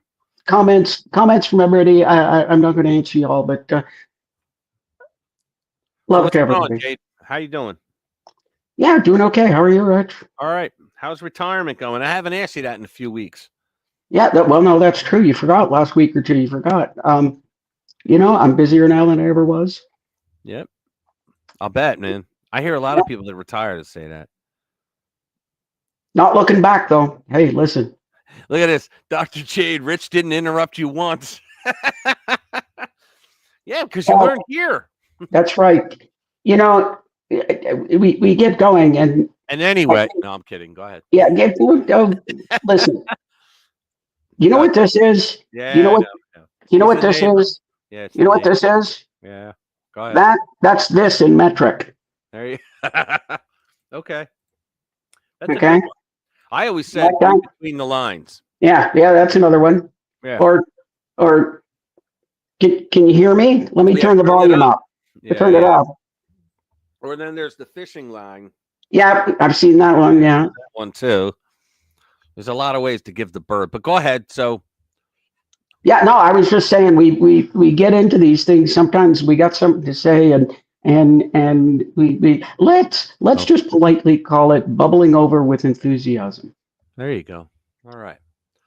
So, yeah, we did a lot of stories. Let me see. Let's do another one. Yeah, I was looking at Jabber House. You got a lot of stuff here. Yeah. 20. Here you go. 22 bizarre facts about the most Orwellian country. The most Orwellian. All right, here we go. 22 really bizarre facts about the most Orwellian society on earth. North Korea, of course. Have you ever wondered what it would be like to live in a truly Orwellian society where there's absolutely no freedom of speech? Yeah, Munich. Absolutely no freedom of religion and absolutely no freedom of the press. You may think that the rules that you are currently living under are bad, but the country that I am about to discuss exercises total control over the population. In this nation, you can only choose a haircut. Yeah, you have to have a pre-approved list, and it's to be around Kim Jong. It's his hair, but in different styles of his hair. It's great. In this nation, you can only choose a haircut off a pre-approved list, and smiling on the wrong day can literally get you sent to a prison camp. Unfortunately, once you are sent to a prison camp, you'll be worked day and night until you either starve or drop dead. Of course, the country I'm talking about is North Korea. The following are 22 really bizarre facts about the most Orwellian country on earth. The first great leader of North Korea, Kim Il-sung, Kim mentally ill-sung, is deeply revered in North Korea. Gotta wonder why. In fact, there are approximately 40,000 statues of Kim Il-sung scattered throughout the nation. Number 2, in North Korea, it is believed that destroying a statue is the most hideous insult to our supreme authority and our people, and is an act of war no less serious than an armed invasion. Number 3, hanging. Why do they keep voting for him? Number 3, hanging up pictures of founder Kim Il-sung is compulsory for every household in North Korea. Yeah, first it's Elvis, then it's God, Jesus, and then it's Kim Il-sung. Number 4, it is against the law for citizens of North Korea to smile on the 8th of July. If you break this law, you can be sent. Didn't they just cover that? You can be sent to a prison camp, or in some cases, could even be executed. I didn't know what day it was. All right, send them to the camp. Jesus. Number 5, after he died, the body of Kim Il-sung was embalmed, and it still lies in state in Pyongyang. Yeah, they did that to Lenin. They did that to Lenin. I know. Unreal. Number 6, the same thing was done to the body of Kim Jong-il when he died. North Korea has announced that the body of late leader Kim Jong-il will lie in state permanently at a palace in the capital. Can you imagine being the one that has to clean that thing? Number 7, the North Korean people were told that Kim Jong-il actually bowled a perfect game the first time he ever tried bowling. Unreal. Actually, Kim Jong-il, there was a story that went around that he was taken up on an airplane flight, and he was able to perfectly operate the aircraft from pre-takeoff to landing because he had read the manual the night before. Wow, that's pretty good. That's kind of like Putin can ride bareback on a horse with no problems. Number 8, the Constitution. Well, no, we've seen him do that. Did we? Number 8, the Constitution of North Korea actually guarantees freedom of speech and freedom of the press. Okay. Citizens are guaranteed freedom of speech, of the press, of assembly, demonstration, and association. The state shall guarantee conditions for the Can you imagine? So they go to court for it and they go, Your Honor, it says right in the Constitution, and all of a sudden the guard comes behind the judge with the gun to his head. Does it say that? No, it doesn't. It really doesn't. Number 9, the Constitution of North Korea also guarantees freedom of religion. Citizens have freedom of religious beliefs. This right is granted by approving the construction of religious buildings and the holding of religious ceremonies. Number 10, in 1987, North Korea began construction of the Rugyong Hotel, which would have been the tallest hotel in the world at that time if it had been finished on schedule in 1989. Instead, construction of the bizarre 105-story skyscraper that somewhat resembles a pyramid was suspended in 92, and the unfinished structure was just a massive concrete shell towering over Pyongyang, completely empty for about 16 years. Wow. It's still unfinished. Look at that. All right. Looks kind of finished. Number 11, one of North Korea's greatest national treasures is the Pueblo, a U.S. naval vessel that the North Koreans captured from the imperialist Americans back in 1968. Oh, that's funny. That was their big win. Think about it. Number 12, current leader Kim Jong-un, the little fat man, didn't like the rules of basketball, so he radically changed them. Even the country's sports are isolated from the rest of the world. Kim Jong-un apparently didn't like the OG way basketball was played, so decided to rewrite it. The North Korean basketball rules say that slam dunks are worth 3 points and field goals in the final 3 minutes of the game are worth 8 points. Oh, wow. Number 13, police in North Korea are often given promotions when they are able to identify and arrest Christians. Wow. Number 14, children in North Korea are taught that Christian missionaries suck the blood of children. That's kind of like what Hamas does. Number 15, Christians are executed in some of the most brutal ways imaginable in North Korea. In one case, a group of Christians was crushed to death by a steamroller. Can you imagine? You become a cartoon character and a steamroller goes over your body? Wow. Number 16, it has been estimated that over 150,000 people live in 6 giant North Korean concentration camps. Wow. They can afford that, but the people can't eat. Number 17, the conditions that prisoners must endure in North Korea are absolutely deplorable. Extrajudicial executions, rape, forced abortions, jail without trial, torture, starvation, rations that leave prisoners so hungry, some turn to eating insects. Oh boy. You know, they have this core of young girls that are trained from the time they're little girls until they're ready to be used, and all it is to have sex romps with Kim Jong-un. Yeah, thank you. Yeah, they're young women that are trained that you're going to be the concubine of this fat little bastard who runs the country. Number 18, a song entitled "No Motherland Without You" was written specifically for Kim Jong-il, and it is one of the most popular songs in North Korea. Sing it! It is regularly sung by the North Korean military. Sure it is. They get to eat. Number 19, most Americans don't know that the North Koreans have developed a nuclear missile that can reach anywhere in the U.S. mainland. Yeah, but they would be destroyed. Number 20, North Korea has successfully tested an undersea drone that is reportedly similar to Russia's Poseidon Doomsday weapon. Wow. 21, Kim Jong-un has repeatedly threatened to nuke South Korea. He would just hurt his own people. Here is just one example. Yeah, whatever. 22, Kim Jong-un has also threatened to thoroughly annihilate the United States. He didn't do it when Trump was in there. No, but you know what Trump said? I've got a red button and mine works. Yeah, he said, I got a red button and mine works. You're Or right. I've also got a red button and mine works. Hey, what's up, Commander? How you doing, brother? Good to see you. What's going on, man? Drones have changed warfare forever. Yeah, they have. Make my day, Rocket Man. Make my day. And did you read the story about Hegseth and firing the generals and admirals? Yeah, we already read that. I told you I read a lot of them. Yeah, I know. I was late to the party. Yeah, I know. Ugh. That's okay. What do we got? We got another hour. That's fine. We could do it. What else is there? Clueless. Oh yeah, Jasmine Crockett. Jasmine Crockett shit. Here we go. Let's get rid of that.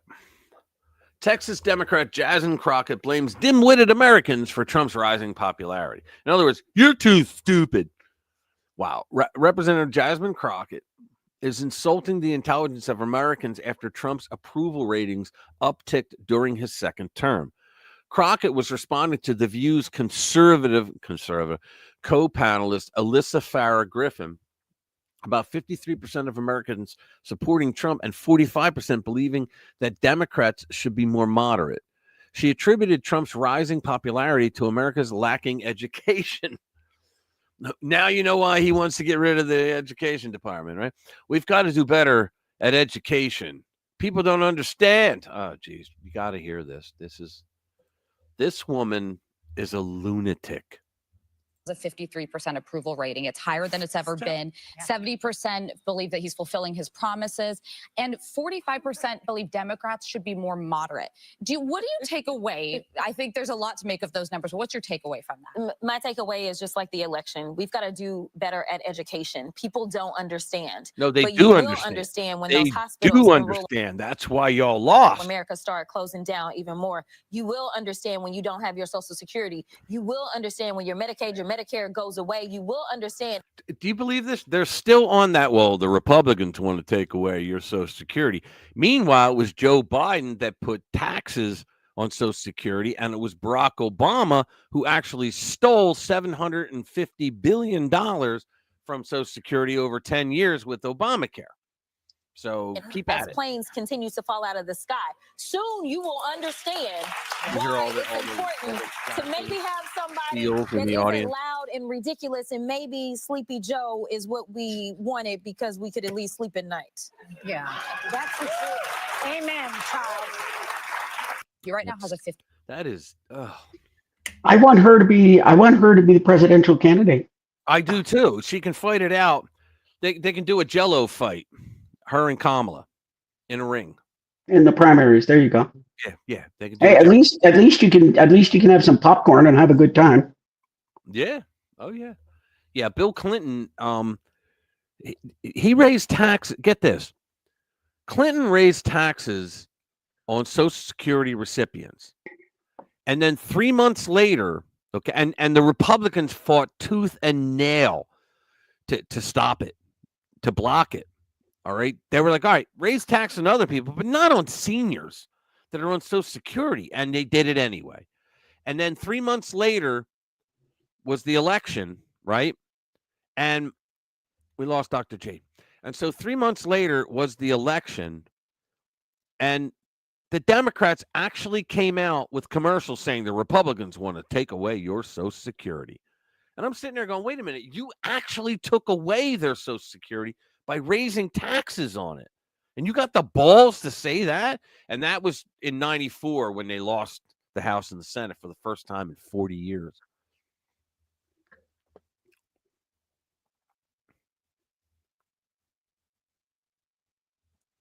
Same talking. Yeah. Are you talking about The View or are you talking about this show? 104th Congress midterm. Yeah. Well, yeah, Lou, you and I, we did the poll. Our opinions on many things don't tend to change. Yeah. On this show. True. My fear is that our congressman may actually believe the rhetoric. Yeah. Yeah, you got Fetterman. He actually voted against Patel. Ooh. I think he voted Yeah, but too. What was the surprise is that Mitch voted for him. I know. Voted for him. It's probably because he was as brain dead as Joe Biden. So as Dash. Yeah, that's right. We have to call Joe Biden Dash from now on because now he's only the Dash between 45 and 47. So his nickname is now Dash. Yeah, Newt did a good job. Yeah, he did that contract with America, and people believed it. And guess what? They implemented, I think, everything but two of them. And those two were blocked by Democrats. Going to go away here for a second. Yeah. All right. Let's do what's the next one? Jasmine Rocket. That's better. Extremely consequential. Yeah, we did that. This is great. Oh yeah, Javier Milei. Oh, you got to see this. This is. Oh yeah, he got caught for something, didn't he? No. This is him. Wait do you see this? He brings out a chainsaw because he's the guy cutting everything down in Argentina. He's bringing them back to life. Well, watch what he does. This is for the rest of my days. I'm always going to wonder what would have happened if I didn't have your legs, ankles, and feet. Are they swollen like water balloons? Then what the heck? Mundane. This is. Hold on. There it is. Elon, right? Yeah, Elon with the chainsaw. No, that's Elon there. Okay. Javier brings a chainsaw out to him. You gotta love it. Who else is here? Well, President Milei has a gift for me. Javier Milei from Argentina. You guys know who that is, right? Look at this. Oh, you gotta love it. He's an academic, right? You gotta love it. Okay, I didn't see the whole clip. I saw Elon with the chainsaw, but I didn't see the whole clip. I didn't see how good. And the reason why is because he took a chainsaw literally in Argentina to a lot of the books. That's great. Chainsaw and went through them. That's because that's what Doge is doing. You gotta love gold at Fort Knox. It's the public's gold. Yeah. It's your gold. So, like, I think you have like a right to see it. Yeah. Take a tour? You know. Yeah, I think we should have do a tour. And then the president last night was like, "That's all." I think he's in favor of it. That would be cool. And then it should be like a live tour. Like you can see what's going on.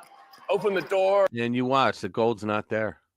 Yeah, what if they opened the door and there's nothing there? I think they already said they know that there's no gold. Well, I don't know if there's no, but you don't. I mean, with that kind of thing, you'd think with the corruption, something has to have happened at some time. Yeah. Yeah, Elon, you know, it's what was her name on Breitbart? She's she's really good. She does foreign reports like on other countries like Venezuela, stuff like that. And I think she's from Colombia, so she knows that the area that down there. But anyway, she said a few months ago, and it like freaked me out because I've talked to her through X several times. She's actually really nice, but she said that she believes that Elon is a communist. And I was like, a communist? What the hell are you talking about? A communist? And she said because he has he wants to do business relations with China and with another communist guy. And I'm like, so what? We used to do business with China, you know, like we're not well, we were under Biden, but we're not communists. I mean, come on. What's this? They've been buying gold lately, and a lot of it, yeah. Commander, somebody earlier said that Canada stores some gold in Fort Knox too. Is that true? I can't remember who said it, but somebody said it earlier. That I would find that hard to believe, though. Yeah, so would I. I was like, I don't know about that. We all do business with China.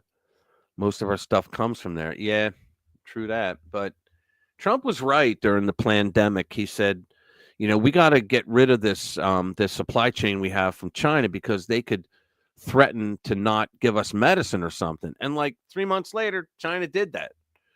You know, they said, you know, stop blaming us for the COVID, or you won't get the medicine that you need to fight it. What the hell was that? You know, I guess they just couldn't help themselves. I only saw it late this afternoon. I didn't have a chance to send it over to you, but did you hear there's apparently a new strain of COVID now come out, like just in the last couple of hours kind of thing? You know? Yeah, it was, what state was it in? Texas? Where was it? I forget. It was somewhere. I can't remember where, but I'm sitting here. It was in China. I was like, no, it was in. Yeah, but didn't somebody come over here already and they had it? And I heard the one about it coming out in China. well, you know what? Then it's deja vu all over again, right? Yeah. So I guess Italy's going to get hit with it again, you know, But and Trump's going to ban flights from China, and they're all going to. Okay. However, you know, there is a certain percentage of the population who were led around by the nose last time that are going to just say, no, thank you. And, or maybe they'll say, shove it up your hole. Right. But yeah, I think there's a lot of people that aren't going to fall for it this time. Well, you know what they say, fool me once, shame on you. Fool me twice. Right. Shame on me. Shame on me. Yeah. Well, China, we buy all our shit from China. Like everything in Walmart's from China, right? Yeah, I mean, if we could cure this addiction to cheap Chinese shit. And that's because we allowed all the manufacturing to go there. Yeah. It's going to take us a little while to extricate ourselves. Yeah. But in the long run, I think it will be good. Yeah. For the country. I think so too. You can't. I mean, why did we put all our eggs in one basket anyway? They're not the only people that manufacture stuff. They manufacture a lot of shit. And the thing is, it's like steel. You know, you have U.S. made steel, and then you get the steel from China is supposed to be the same grade, and the building falls down. Right. And that has happened. That's not. I know. Being hyperbolic. That has literally happened because the steel that comes out or has been coming out or did come out of China is just not the same quality. Right. Right. Well, the Japanese steel, when that started coming over, they would pull them off the ships, and they saw they were rusted just from the travel over on the ships. But I know the American steel industry went down, and everybody said it was the corporate greedy motherfucker. No, it wasn't. At the time, what was going on was every so many generations, your entire way you do things has to be redone, and so they had to retool. And so what happened was you had the Congress, the Democrats created under that party prank known as Jimmy Carter president. They created a tax that said for every $1 million, get this, for every $1 million that the steel industry spends to retool themselves, they had to pay a tax of 50%. That's what they did. Yes. And then the unions back then were constantly fighting to get more and more of the profits, or they were just going to go on strike, knowing that the steel industry in the United States was pretty shaky to begin with because of the taxes. And so you had a 50% tax if you were going to retool every $1 million, and retooling wasn't just $1 million. We're talking hundreds of millions, right? So you'd have to pay half of that. And then you had the unions that were fighting for the other half of the money. So the guys that owned the steel mills just said, fuck it, let them run into the ground because we're not going to make money. Let them run into the ground. And that's what happened. But they blamed them as being greedy corporate guys. And yeah, but since the election, the shares for the steel companies have gone up. And you know what? The president of the is he the president or CEO? Whatever. The guy that runs U.S. Steel, he just came out recently and said, Trump's steel tariffs saved our industry. He just came out and said it. He said it saved our industry. He said, I don't give a damn what side of the political aisle you're on. Trump saved U.S. Steel. So there's that. Let's see. Here we go. Let's do this one. It's New York City. Here we go. In the hellhole, the New York City hellhole, a gang robbed an entire train. Let's see what this says. Thank you to Morgan & Morgan for sponsoring this video. Right now, police looking for a group of people who they say mugged a man on an F train while he was heading to work. Police say the group was carrying a baseball bat, a knife, and pieces of wood, robbing the guy, pushing him off the train even. News 4's Mark Santini. So as subway violence continues to spiral out of control and make the news, criminals are somehow still able to get away with whatever they want down here. And he does more hand gestures than I do in my videos. That denies belief in a benevolent being. But why? Of more troops and police pouring into what is becoming America's most dangerous public transit network on a regular basis. In fact, their presence here is doing nothing at all to stop crime. And some say all the added security down here might actually be making things worse. On board the Why do a lot of news guys talk like this? F train, armed with a baseball bat, pieces of wood, and a knife. Police say this group walks through train cars, scouting out a possible victim. Another layer of protection underground. Governor Hochul says an additional 750 officers will be stationed on platforms, and 300 more will be added to overnight trains from 9 p.m. to 5 a.m. for the next 6 months. I think it's definitely a little bit more unsafe at night. It's definitely reassuring. I think it's a good idea with all the things going on, having, an extra set of eyes and hands to grab someone if they start acting up. Yes, well, let's surrounded by 6 individuals. One has a. So, gangs. How about some honest, reputable citizen being allowed to carry a self-defense item on them and putting an end to the whole thing in like crazy talk? Less than 15 seconds, the whole thing would have been over. That's just crazy talk, Jade. Allow people to carry firearms in New York? You're crazy. I know. The Democrats just want us disarmed, afraid, and dependent. That's what they want. Defenseless. Yeah. Oops. Here we go. Gangs are taking over the New York City subways. They are caught on security cameras, but nothing is done. So what good are security cameras? Some people live in the subway and they are usually not well, meaning robberies are taking place now as people are going to work. You know why? It's called broken windows theory.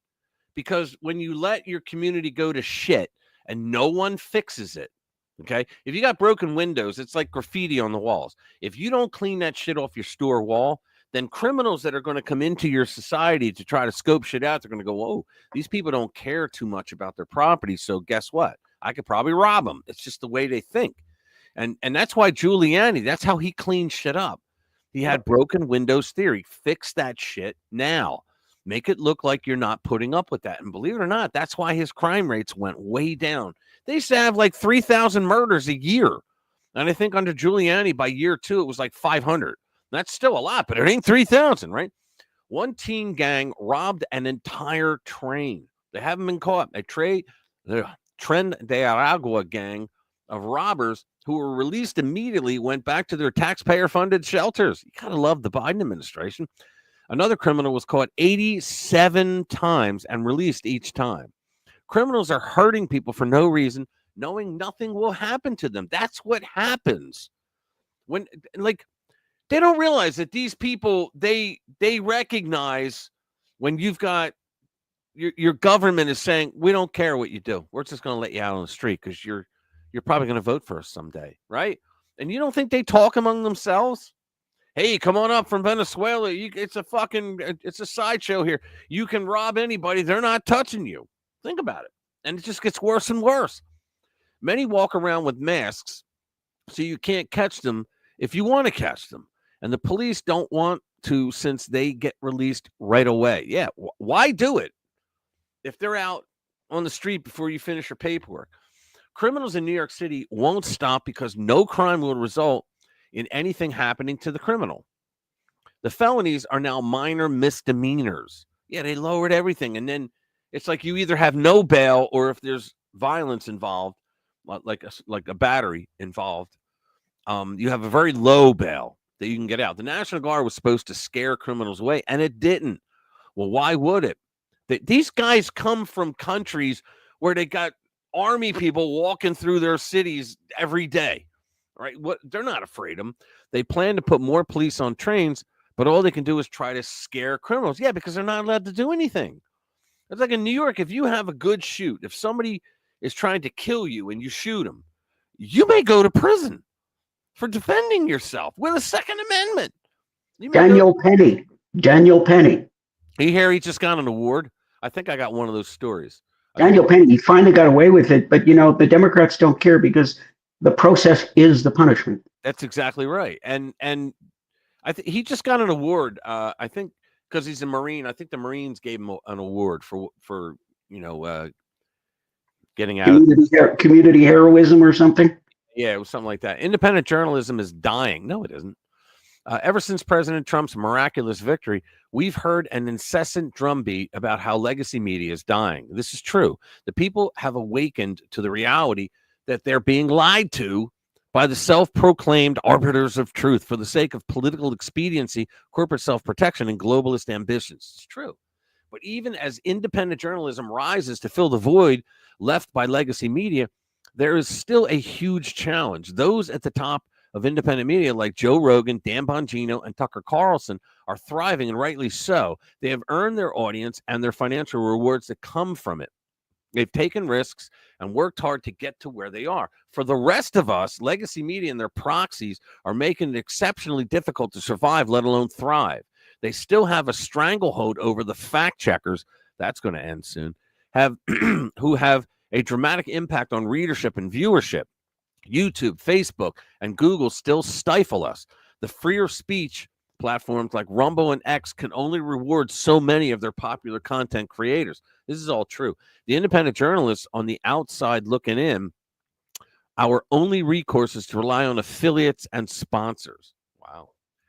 But even as it seems nearly impossible to make a living, there are blessings that should not be disregarded. By highlighting strong sponsors who share our America First worldview, we have been able to make lifelong connections and even a bit of revenue to help us along. This is why we enjoy symbiotic relationships, It sounds like Bongino talking. This is why we enjoy symbiotic relationships with companies like MyPillow, Jace Medical, and Promised Grounds. If you're a talk radio listener, you know those three, no matter what.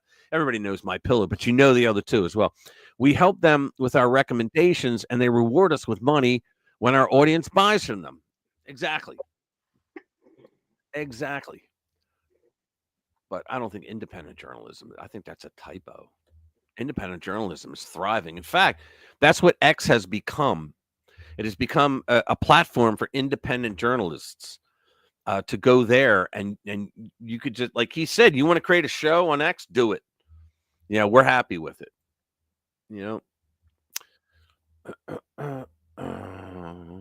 Let's see, what else do we have? Exclusive homeowners. Oh yeah, remember the Maui fires? Yeah, those were interesting. I don't know that we've ever really gotten to the bottom of it. Well, here we go. Breaking exclusive. Homeowners devastated by the manufactured Maui wildfires forced into FEMA camps and refused permits to build again on their own land.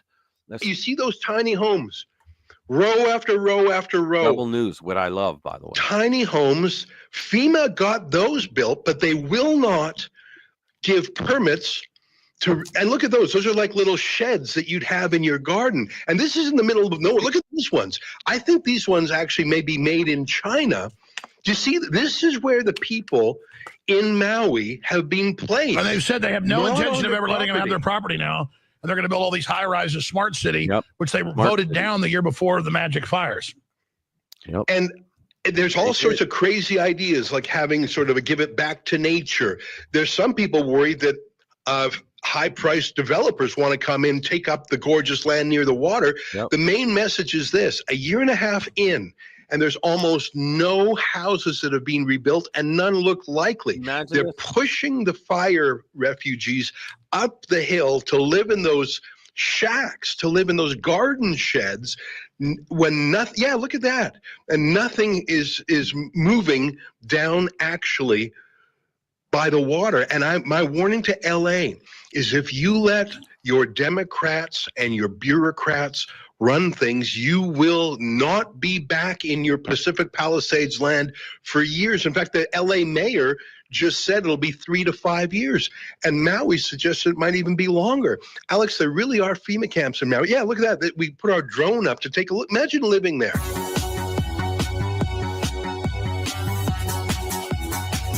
Maui. Yeah, we haven't gotten to the bottom of that. Man, that is something else. The way they handled it, sure, we don't know, but by the way they handled it, if they wanted a whole lot of people to think that there was something fishy going on, the way they handled it sure made us think that. Wow, check this one out. 70 Christians found beheaded in the DRC. Unreal. Officials in the Democratic Republic of the Congo late last week found bodies of the believers in an abandoned church in the northeast village of Kasanga. Militants from the Allied Democratic Forces, communists, kidnapped the Christians last Thursday, according to the Christian organization Open Doors. The ADF militants operate along the DRC-Uganda border and have ties to the so-called Islamic State terrorist group, ISIS. The group has repeatedly attacked Christians, United Nations peacekeeping forces, and aid workers, according to the Center for Strategic and International Studies. Wait till Doge gets in on these. No, I'm kidding. The massacre last week was not an isolated incident. International Christian Concern President Jeff King said in a released statement, Islamist terrorists have been targeting Christians for decades. King called for prayer. He also suggested an all-African military force could intervene in the DRC to restore order. A local Christian school director told Open Doors that many churches, schools, and health centers had closed because of increasing violence and hostility.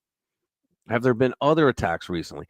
In addition to the martyred last week, Islamist militants have killed at least 89 other believers in different incidents this month, according to Barnabas Aid. Meanwhile, 3 Christian aid workers from Switzerland earlier this month died in an attack in the North Kivu region.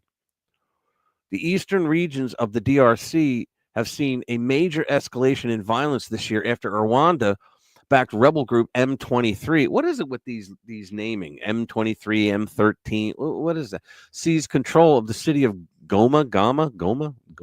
Hundreds of thousands of people have fled the region, and millions face food insecurity. So you got a shitload of terrorists going on over there, and we don't even know about it. Oh, unbelievable. What do you think, Jade? I think we are officially in a clown world. Yeah, I think so too. Just unreal. Oh, I think that we pulled back from the brink, though. Yeah. And if we hadn't pulled back from the brink, if the election in November would have turned out differently, we'd be in a Soviet nightmare right now. We would be careening into the collision. Yeah, we'd be in a definite Soviet nightmare. Let me see. Here we go.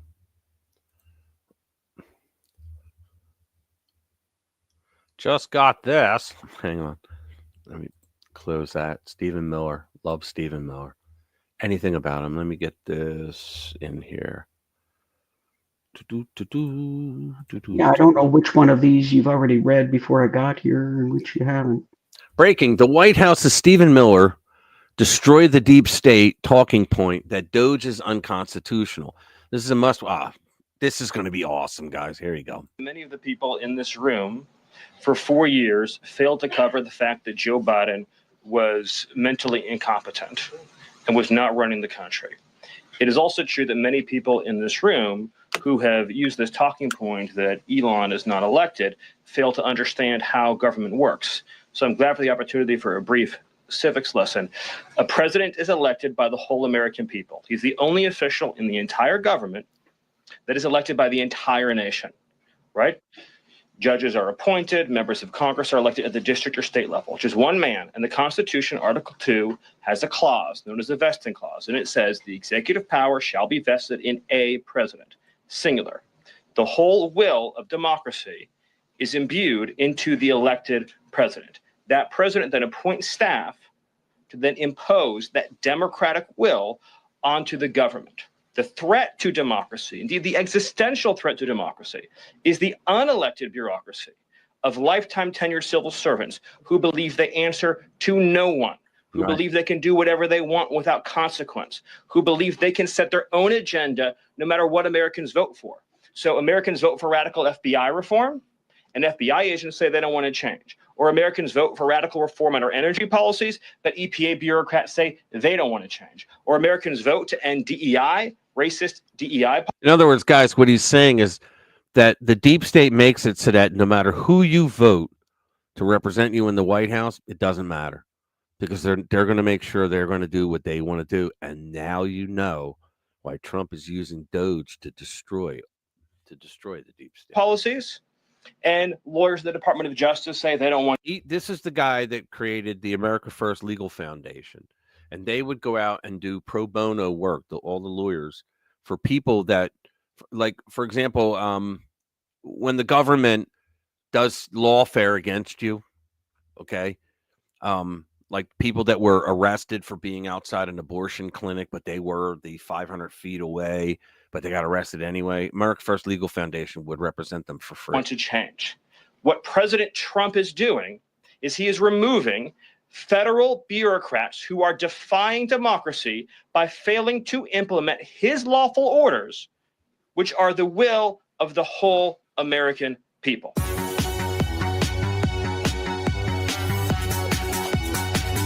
Now, I want to hit some Doge news now, a little bit of it. Let's just watch a little. And then a lot more when we start the second hour, and more's coming in as we speak. A lot of amazing clips from CPAC and more. But let's hit this. Because let me tell you, I've always liked Stephen Miller. Me too. And, of course, he's been a listener since high school. And now did a great job in the first Trump administration, is really doing a fabulous job in this one. and is heavily involved in policy and strategic operations. Yeah. He's one of the brains in there, one of the big brains. He's, of course, the deputy White House chief of staff. Must watch. Stephen Miller torches the fake news reporters to their faces. Yeah. Then he went on with a great boil down of how we just watched all that, so we don't have to watch the rest.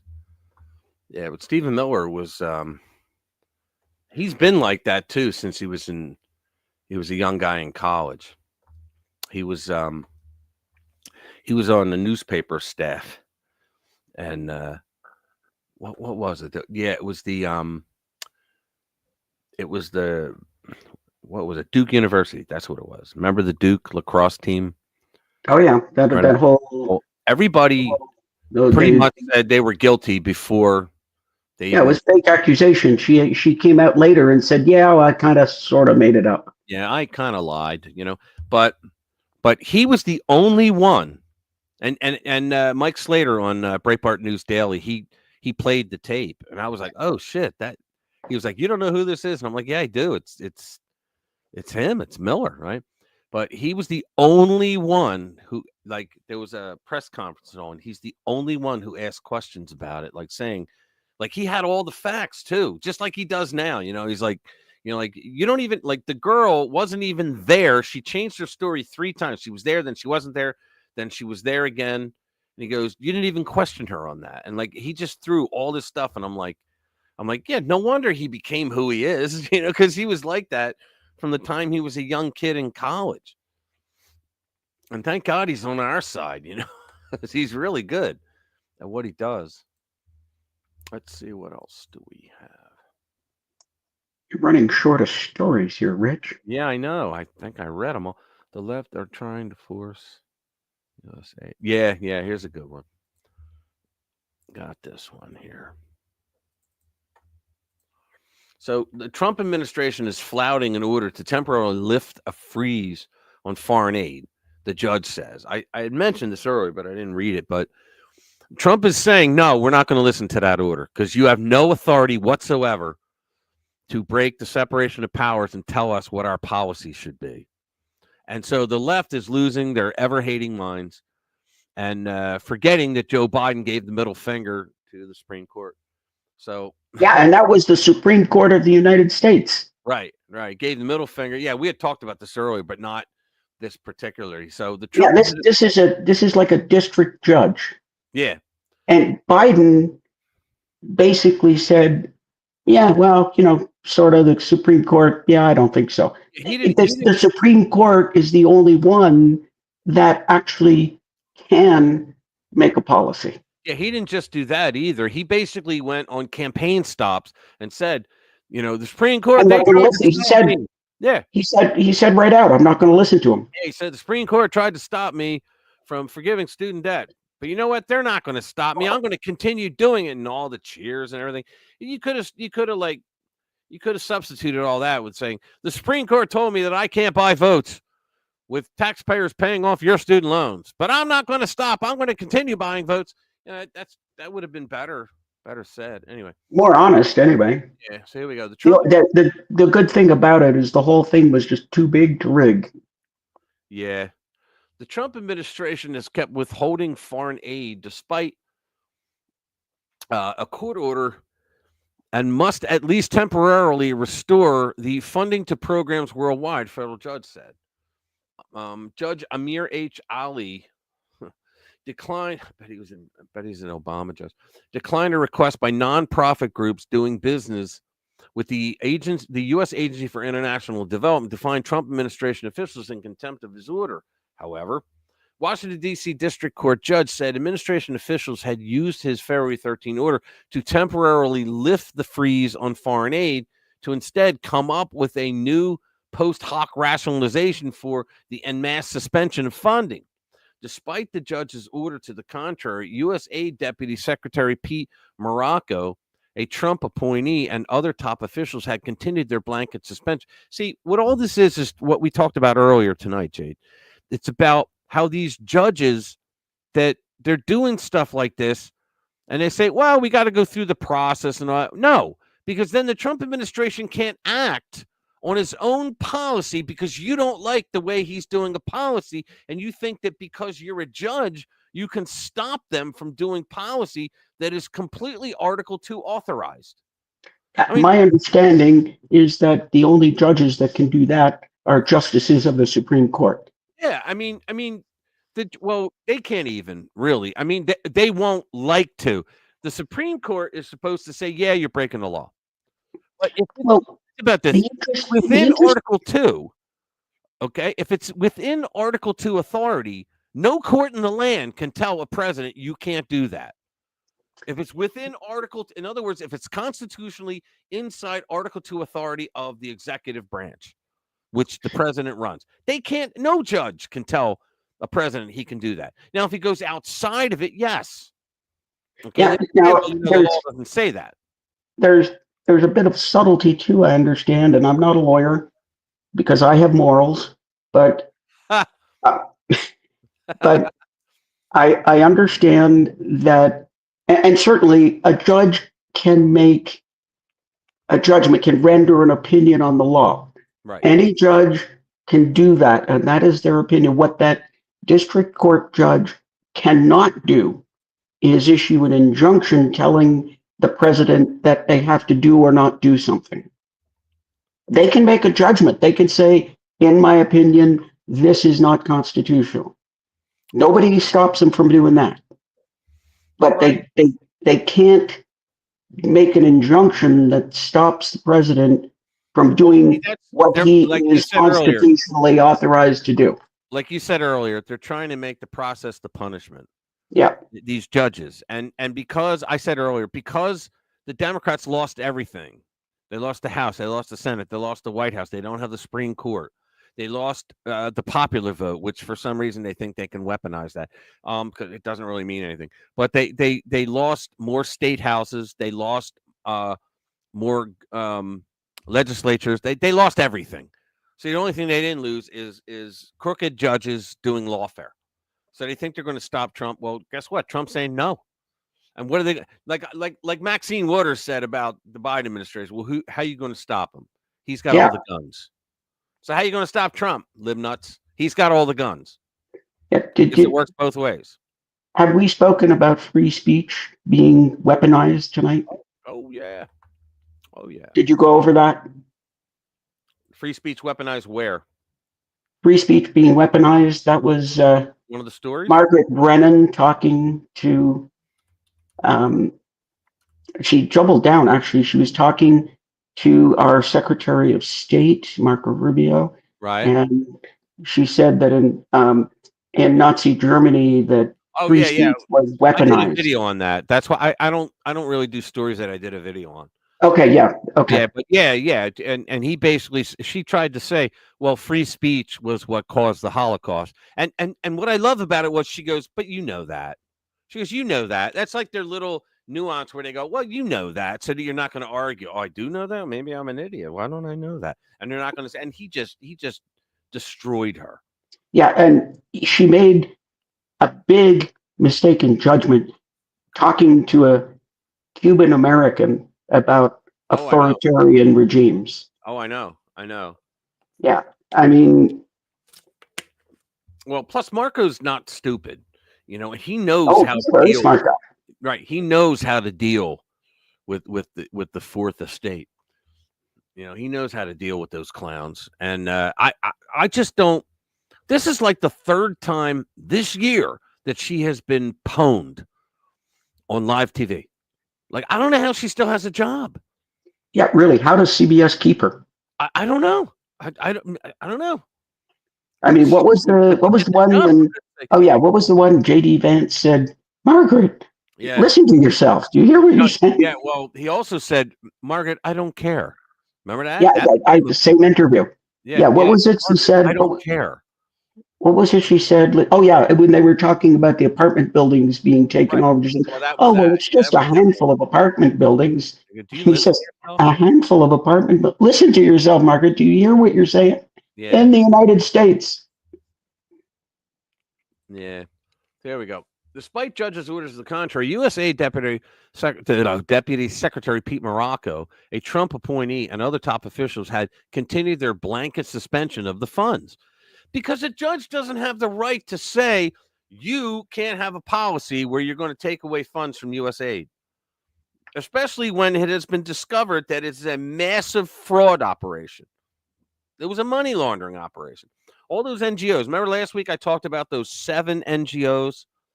The top ones, one of them was Republican, Rhino. But USAID would throw shit tons of money at them. What they do is they pay themselves the most, and then they push for globalist policies around the world, and while trashing the United States. The ruling comes in a lawsuit by the nonprofit groups challenging the Trump administration's month-old cutoff of foreign assistance through USAID and the State Department, which shut down $60 billion in annual aid and development programs overseas almost overnight. Yes. Even after Ali's order, USAID staffers and contractors say the State Department and USAID still have not restored payments, even on hundreds of millions of dollars already owed by the government. How is it owed by the government?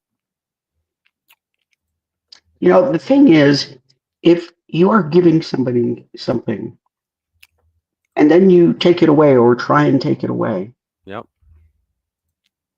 it's very hard for them to deal with that. It becomes part of their,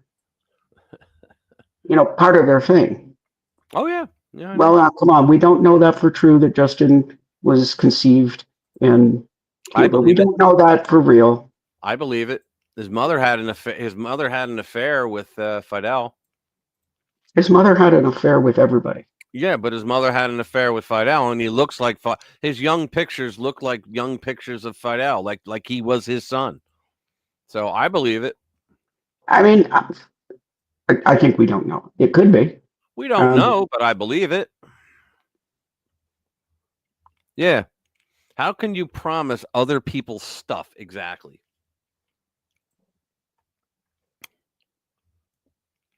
Are you sure it's a she? Exactly. Who's a she or not a she? Another one. 836 flashback. Oh yeah, here's another good one. Matt Gaetz. All right. Flashback. Gaetz called out the Ukraine kickbacks long before Doge caught on. All right. He did. I remember hearing him.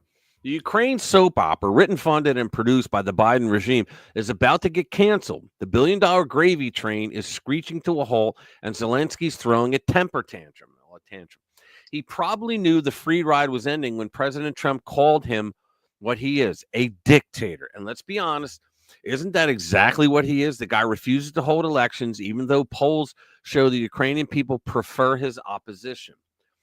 I had read that. We don't need to read that. It's actually...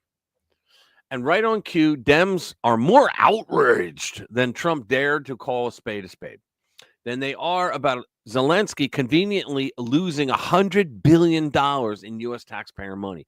We don't know where it is. He's admitting it. So let's see. Yeah, most of, I think it's more than $100 billion. It's like a good portion of the $350 billion that we sent them. Yeah. He says, so I think it's more than $100 billion. This guy says, so let me get this straight. The Democrats are more pissed off that Trump called Zelensky a dictator than the fact he somehow lost over $100 billion of our tax. Seriously? Америки, що Америка дала Україні сотні мільярдів.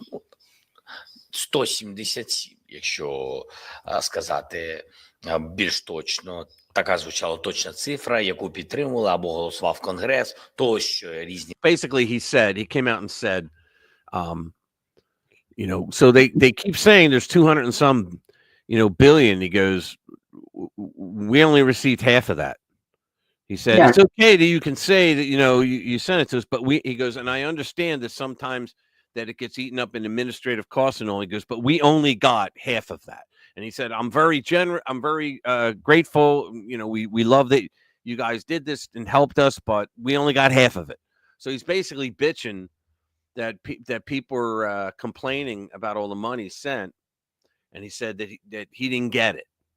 So $100 billion. Now, I think it's more than that. I tend to believe him. I do. I think it's more than that that's lost. And I tend to believe him because the Democrats used Ukraine for decades as their ATM, their personal piggy bank. So I think I commented on one of your videos this week. I mean, the national industry of Ukraine is money laundering. Yeah, it is. It has been for decades. Oh yeah, absolutely. I mean, it's the most corrupt country in Europe by far. Yeah. Yeah, here we go. You ready? New Hampshire's first black sheriff pleads guilty to a laundry list of felonies. Oh no. Right. Here's another big win for DEI hiring. Mark Brave, New Hampshire's first black sheriff. Just why do they got to throw that first black sheriff? They're all about firsts. Just pled guilty to a laundry list of felonies. Shocking? No, not one bit. This is what happens when you focus on checking diversity boxes instead of hiring the best person for the job. Sadly, we see this happening everywhere these days. So it says, Brave's fall from grace is nothing new. Sadly, it follows a very familiar pattern if you've been paying attention to the left's DEI circus. Back in back in August 2023, Brave was arrested for stealing nearly $19,000 in county funds. Can you believe this? This stand-up guy used taxpayer money to fund his extramarital affair and bankroll romantic trips to Boston and Florida. Wow, it kind of sounds like that Atlanta prosecutor, doesn't it? With her lover boy who was married. Mark filed bogus claims for airfare, hotels, and meals, all while conveniently covering up the fact that he wasn't exactly traveling solo or with his wife. He actually doctored receipts to hide the identity of his mistress. Fanny, where's Fanny when you need her? But don't worry, it gets worse. Sheriff Brave flat out lied to a grand jury. This guy needs to go to prison. He spun stories about attending official events, meeting U.S. congressmen, and of course, denied his mistress was anywhere near those trips. All lies. One Boston getaway, supposedly for a charity fundraiser, turned out to be nothing more than a romantic dinner cruise with his side piece. Let's see what this has to say. A former New Hampshire County sheriff has pleaded guilty to multiple felony charges. Mark Brave was accused of stealing nearly $19,000 from Stratford County and lying about it.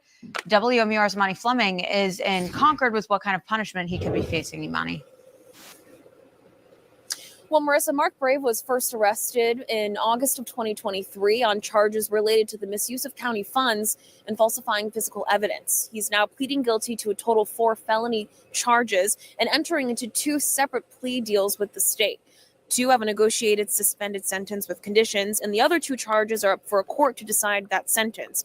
Prosecutors say Brave stole money by submitting false reimbursement claims for personal expenses like trips. The terms of his plea agreement have him repaying almost $19,000 back to Stratford County. He's facing up to 14 years on the 2 perjury charges and up to 7 on each falsifying evidence and theft by deception charge. We felt that this was an appropriate resolution. The theft portion was resolved in accordance with sort of similar cases. And the perjury charges, we felt like this was accomplished our goal of giving the court a sentencing range that would be appropriate in this case. That was a horrible beard. That is like the horriblest beard. The worst beard. I got to go back now because this is the worst beard. Look at this. In this case. It looks like his beard needs minoxidil. Boy, that is the worst. That's you call that a neck beard. That's the worst beard, man. I'll tell you. What the hell is going on? So, and I don't know. Did we talk about this? You know who said something sensible? I can't remember if we talked about this. No. And Pete Buttigieg. Get out of here. I don't believe you. Sorry. Yeah, I mean, hey, listen. I don't blame you. I don't blame you. I mean, you know, it's right there with unicorns. But he said, I saw the video. He said he was talking about DEI, and he was basically, I can't quote him, but he was basically saying that, you know, what the hell are we doing? We're just going to these classes and checking the boxes when really what we should be doing is looking at the workplace and making sure people are treated fairly. Yeah. And he said making people go to these courses and classes and do these things, that's just manufacturing Trump voters. Wow. He said this. I thought it was interesting. I mean, it was actually a sensible thing. And yet, people are just really sick and tired of being forced into this. And I want to see. Pete understands that. That's the first sensible thing I've heard him ever say. Yeah, he's not a very sensible guy, but he did, was he not the total waste? I mean, what did he do? Yeah, I don't know that he's a bad guy, but he's useless as tits on a boar hog. Yeah, well, he said that roads were racist. Oh, yeah, that's right. I remember. No, bridges. Right. I mean, he Was said it bridges or roads? Yeah, roads are racist. That's what he Because said. the road went down here and the bus couldn't get under the bridge and the poor kids couldn't get to the beach or something. I mean, what a moron. What a maroon. Yeah. Remember that? Does anybody remember that? Okay. See if our listeners remember who said that. Anybody remember? What a maroon. If you're older like you and I, you'll remember that. Yeah, it was a cartoon. You remember? Yeah, cartoon. I keep saying it. Cartoon. Yeah, well, don't say who the character. I want people to say what character they think it is. Yep, that's right, Bobbity. You got it. Bugs Bunny. What a maroon. Yeah, sorry, not Roger Rabbit. Bugs Bunny. That's it. My favorite was Rush Limbaugh. He used to do all these little bits like that. And after he played a clip of a leftist saying something really stupid, he would play this clip where it's a young guy and he'd go, "When I first had my band name tattooed to my forehead, I didn't know how to spell maroon." He runs around with moron on his head. But he would play that kind of stuff. That's why he was the best. He would play that kind of stuff. But I'm trying to find something by Robert Reich because I had something sent to me that's an image, but I can't bring images up on this. I don't know why. I can do videos, but I can't bring images up. Got to work on that. But I'll just read this to you, okay? Sorry, guys, I can't show it to you, but it's Robert Reich. That's how he says his name, by the way. He used to work. He was the labor secretary under Bill Clinton. He's a Munchkin, actually. I think he was from the Lollipop Guild.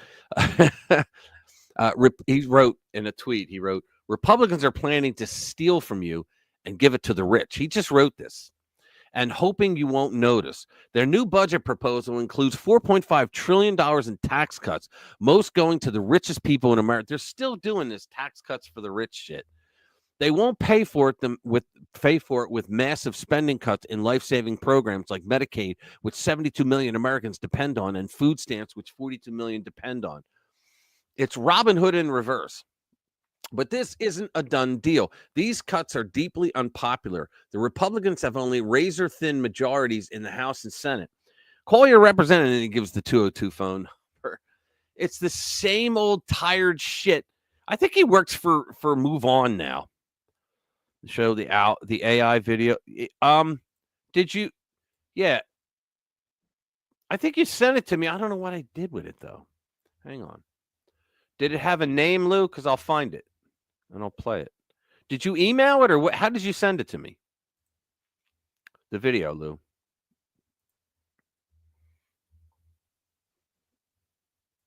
Are you there, Lou? I'll wait for Lou.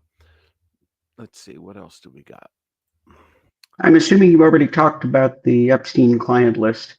I wish I was here for that story. Yeah. Well, it wasn't much. She just basically said, it's sitting on my desk, so she's going through it. If anything, she's going to have to release the whole list, or not release it at all, because she's going to be accused of, oh, we know Donald Trump's on that list, and you didn't put him on there, right? That that's going to come out. So she's either going to have to release all of it or none of it. So now. There might Trump said he would release it. Trump said he would release it. Yeah, but there may be some people on it that really shouldn't be released. Who knows? Give an opportunity to this. Yeah, we did that. We're going to find out. Officials, Maine DOJ and FBI. U.S. declares administration judge removal. Yeah, we did that. Americans believe federal judge. Yeah, we did the story on Americans overwhelmed. Well, 56% of Americans believe that the judge is abusing their power as a threat to democracy.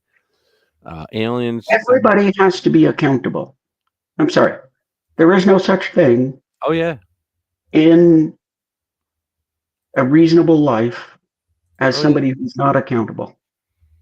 And judges now think that they're not accountable and they're appointed for life and nobody can touch them. We need to put a couple of them in jail for deliberate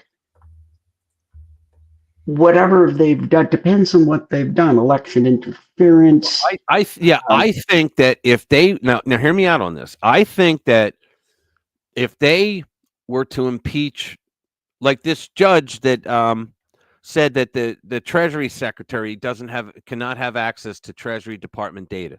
Okay, the Secretary of the Treasury, right? So I think that they should take that judge and they should impeach him in one day. We got a hat. No, we don't. No, we don't. We don't have to hear anything. We're going to go up there and tell you what we think he did, and we're going to have a straight up vote. They should vote party line, impeach his ass, send it over to the Senate. The Senate says, you know what? I don't think we need a trial. Let's just vote on this. It says you must have a trial. Okay, we'll have a trial. It will last one day. You get to bring up all your people. We get to bring up all ours one day, and then the next day we vote.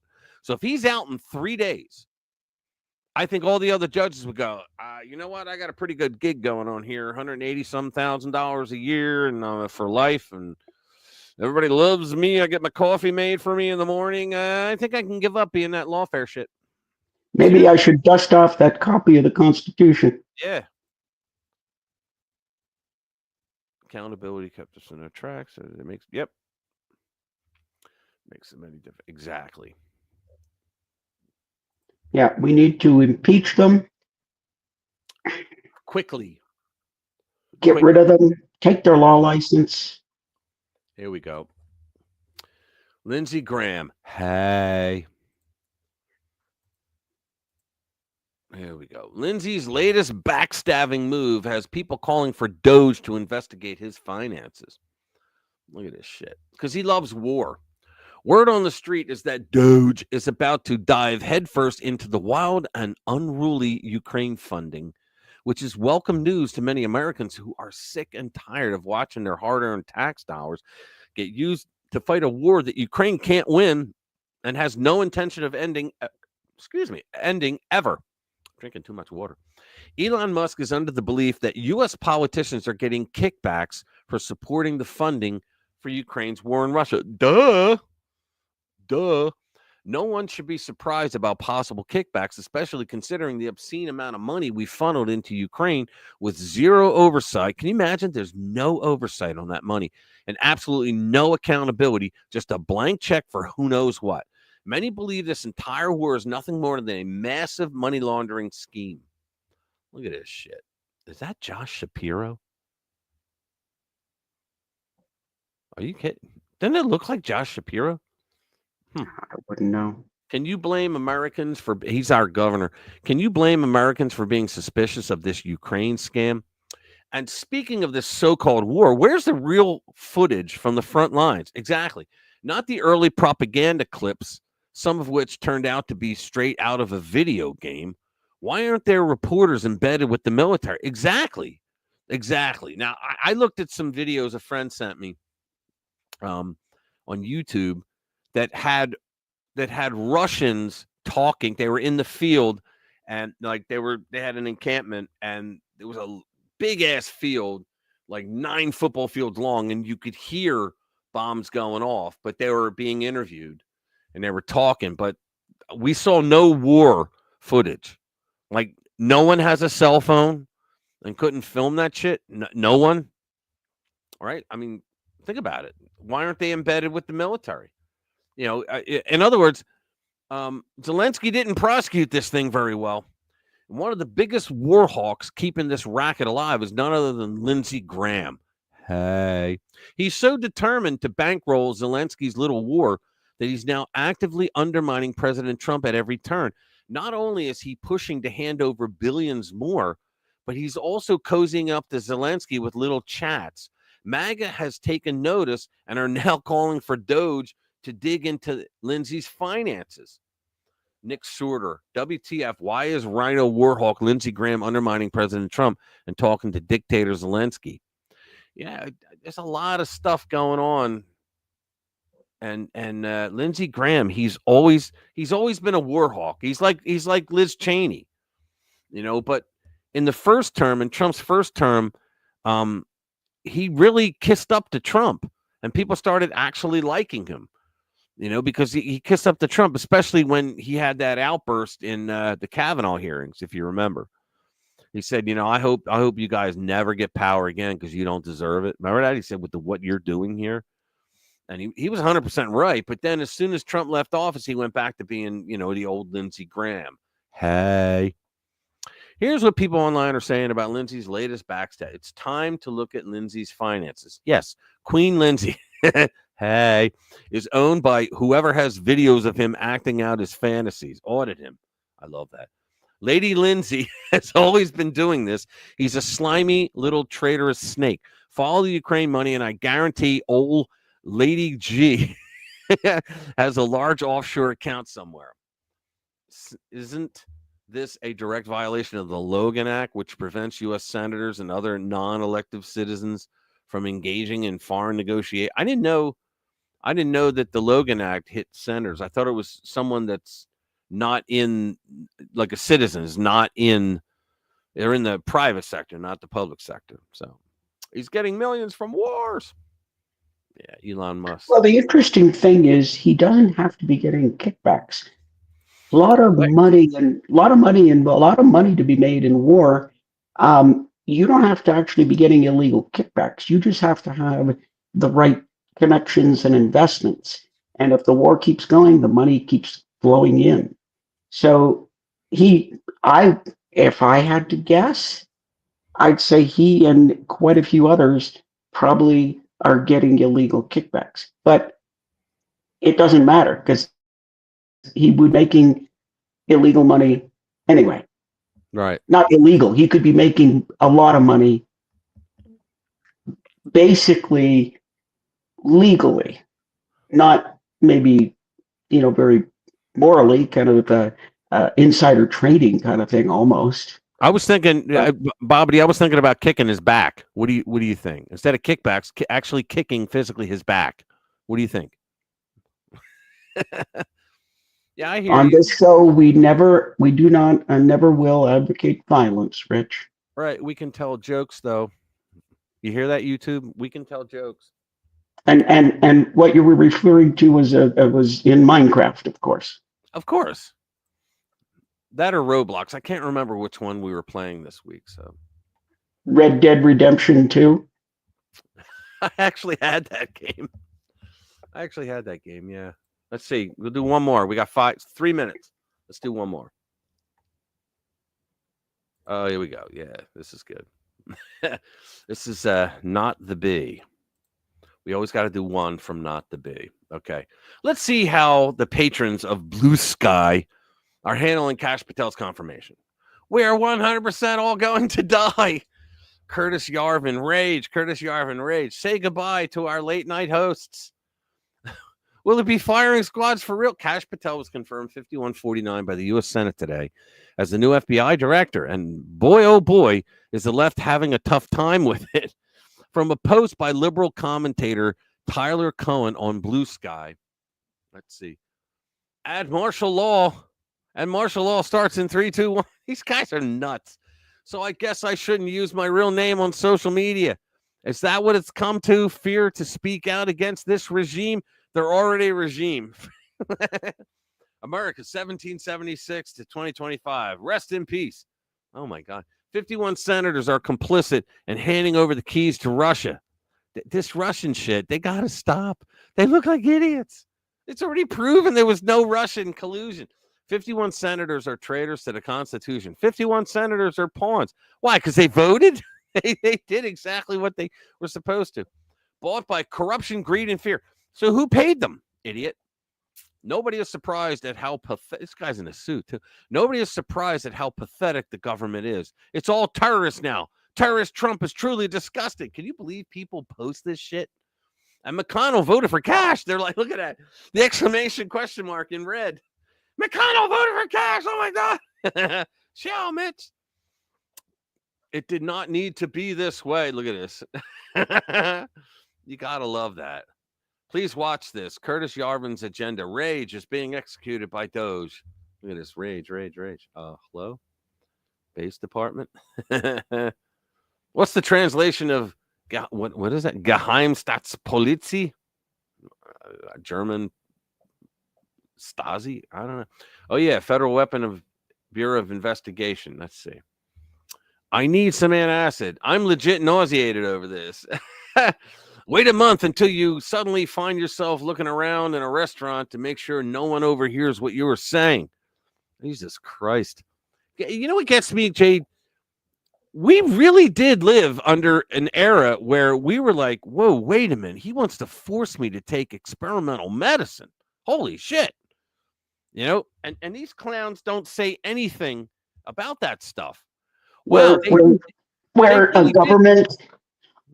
government agency can wantonly carry out extrajudicial executions of people for non-crimes. Oh yeah, and we want you to rat out your neighbors and your family if they're not wearing a mask.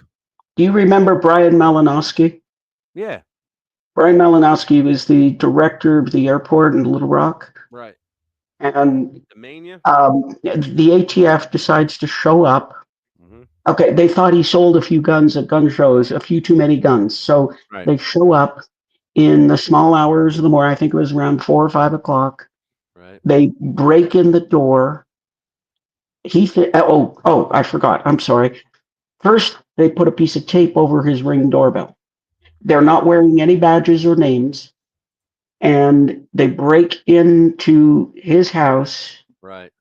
And like a lot of people in this country, somebody smashes in your front door and they're not screaming police. They look like a bunch of thugs. Well, I mean, they are a bunch of thugs, but you know what I mean. Right. But they break into the house. He attempts to defend himself and his family. Within 60 seconds, he's shot in the head and killed. They did not need to. Why? In the middle of the night, why couldn't they have stopped him when he went out to his car going to work? Why couldn't they have made a traffic stop and taken him there? He works at the airport. He probably doesn't have a gun when he's in his office. What about going into his office and arresting him if you want to? No. It's the same as Ruby Ridge. It's the same as Waco. Yeah, a lot of people don't understand. Like Ruby Ridge they were trying to get at a drug dealer. And the guy at Ruby Ridge, he was a separatist. He wasn't a neo-Nazi. He was a separatist. He and his wife wanted to live. They were like homesteaders. They would call them homesteaders, but he was a separatist. He didn't want to be around people. He was like a sovereign citizen, wasn't he? Yeah, he was a sovereign citizen. And he did welding and stuff. Like, he had a business where he did work like that. And so they asked him to saw off a shotgun, like an undercover FBI. And he said, "Oh, I can't do that." And he's like, "Why?" He goes, "It's illegal." He goes, "I can't put it down that low." And he goes, "I'm not going to tell anyone." He goes, "Sorry, I can't help you." And the guy kept coming back like every day and interrupting his work and saying, "I really need this. You're the only person in this entire area that can do it." He goes, "Well, I'll give you the hacksaw. You do it yourself." And he goes, "Oh, I don't want to fuck it up." And he goes, "I'm not that." Well, finally he did it. And then they said, "Oh, guess what? I'm an agent. You're under arrest. But you can get away with this if you do what we asked you to do." And that's what started the whole thing. They entrapped him. And that's what started the whole thing. And everybody got killed. It's crazy. And then the whole David Koresh thing, that was a load of shit too. Have you heard of Matt Hoover and CRS Firearms? No. Okay, there was. I'm gonna forget. I'm gonna dig up the names, so I'm not gonna say the names. There was a guy who designed a card. It was a metal card about the size of a credit card, and on it, it had etched the image of a lightning link, which is something that you use to turn an AR-15 into full auto. Right. Okay. Now, it needs to be cut out and folded into place. But there was an image of the flattened thing. Mm-hmm. What the ATF did is they took the card. Okay? They had to get multiple cards because when they cut it out, they couldn't make it work. Right. So what they ended up doing is they cut it oversized, stuck it in the rifle, and they got it to fire once. Wow. They charged this guy and had him convicted 5 years. The interesting part about it, and I think the second guy is Matt Hoover, he had nothing to do with it except that he didn't sell these cards. He didn't have these cards. Right. He advertised them on his website saying, hey, you can go here and get these cards. Right. He was convicted as well. Yeah. So what you're telling me is a drawing put this man away for 5 years. Right. Well, that was the Bob Mueller way of doing things.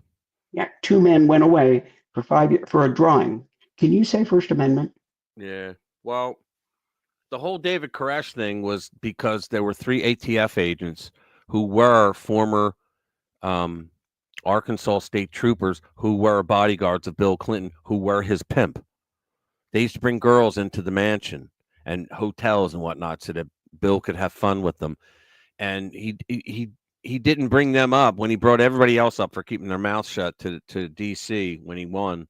He didn't bring these 3 guys. And there was an article that was in it was called His Cheating Heart in what the hell paper? When it was a magazine, American Spectator. It was I used to have a subscription. It was American Spectator. It was called His Cheating Heart. And it was about that story, and it said that they were getting ready to talk because they felt betrayed that he didn't bring them into the FBI or ATF or something like that. Well, then all of a sudden, those 3 guys were on a roof, and they went through a window, and a cop right behind him, right behind the 3 guys, and the third guy was in through a grenade through the window. There's no way he didn't hit those guys. There's no way. And ABC News aired it constantly, repeating the same footage, and every 45 seconds you'd see it again. And every time I'd be like, wait a minute. That doesn't look right. 3 cops go through the window. The third one, his foot just goes through, and this guy throws a grenade and ducks back, and boom, you hear it. And then he starts firing in the window. You're like, hold on a second. Those 3 guys were just recently promoted to the ATF. And those 3 guys just happened to get that assignment. And those 3 guys just happened to get the assignment of going up on that roof and going through the window.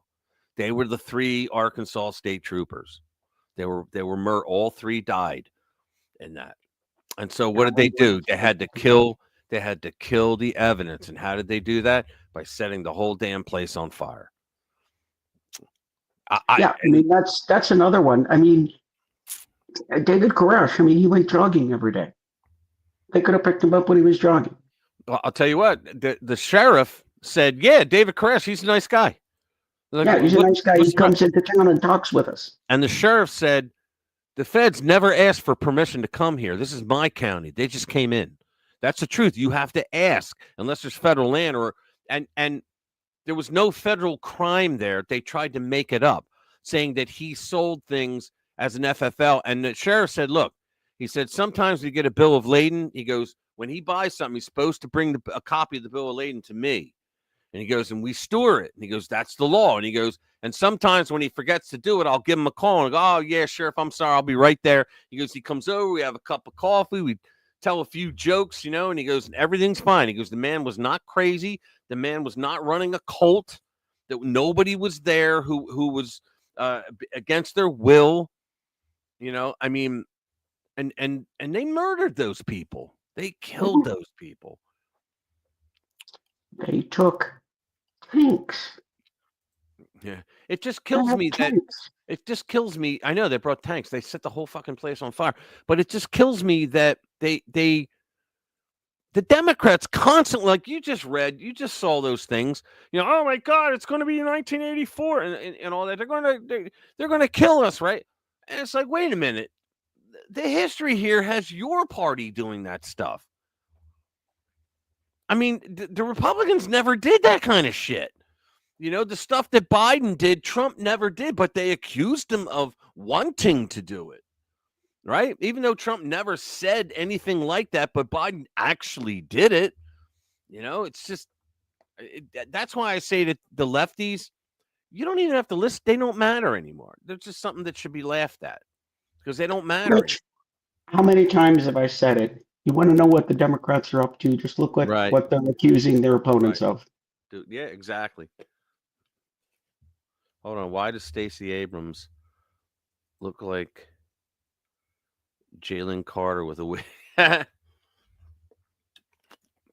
Yeah, well, I'm going to bring Mark on. You didn't hear about that, did you? Okay, wait to hear this. So we did a story earlier. All right, remember Mark that we bring on and we interview him? Yeah, the guy from Georgia. Okay, yeah, well, when he did the analysis on the 2020 election voter data, okay, for the Trump legal team in Georgia. Well, Stacey Abrams, her group, Fair Fight, they filed a lawsuit against him and True the Vote. They combined them both, right? And it was lawfare because they said, well, Mark, we want him because he violated the Voting Rights Act because he contacted voters. He contacted no voters. There's no voter that knew. They said, well, we have a voter that says that they know that you were looking at their vote. And he's like, well, it's impossible because you have no proof. And so they had to go through 3 years of lawfare.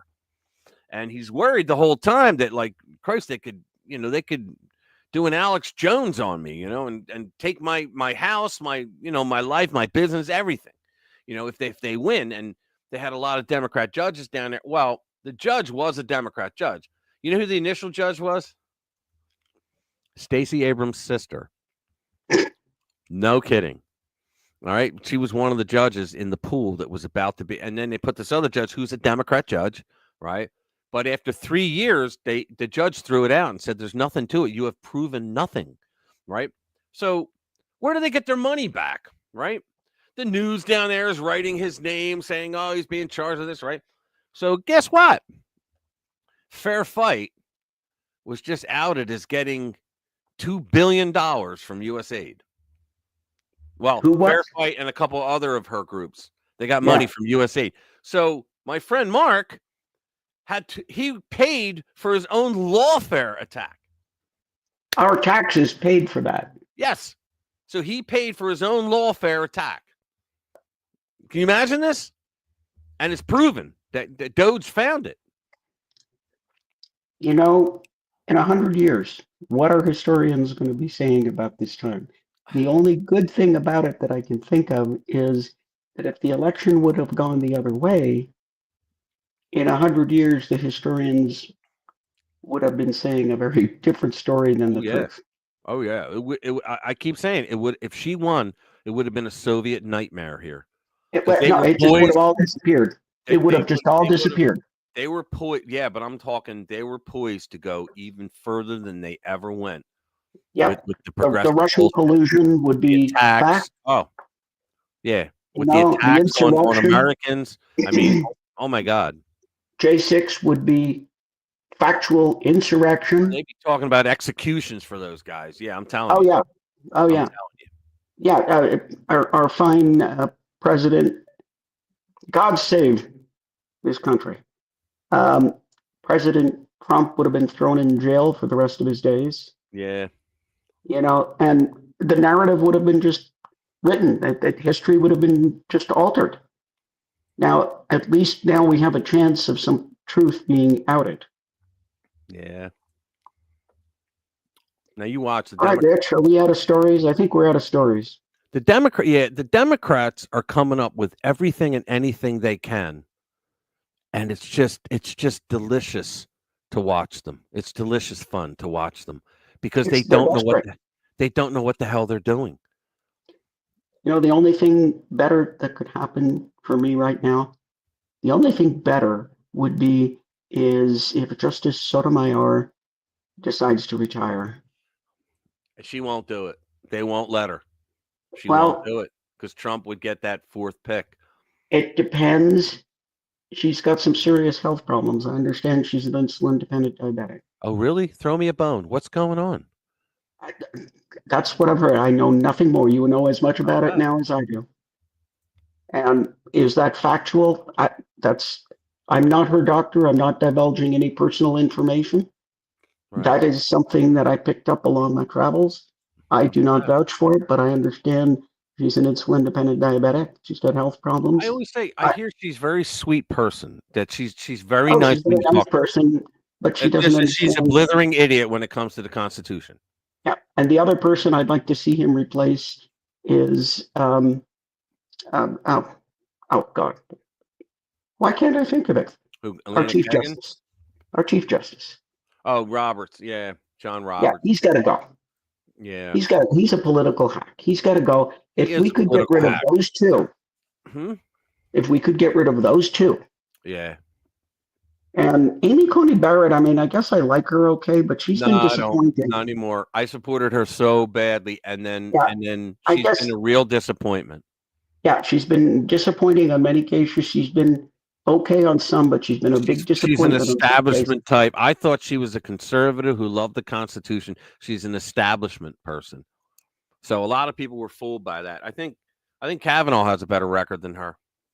Oh, Kavanaugh. Yeah, Kavanaugh's okay. Yeah.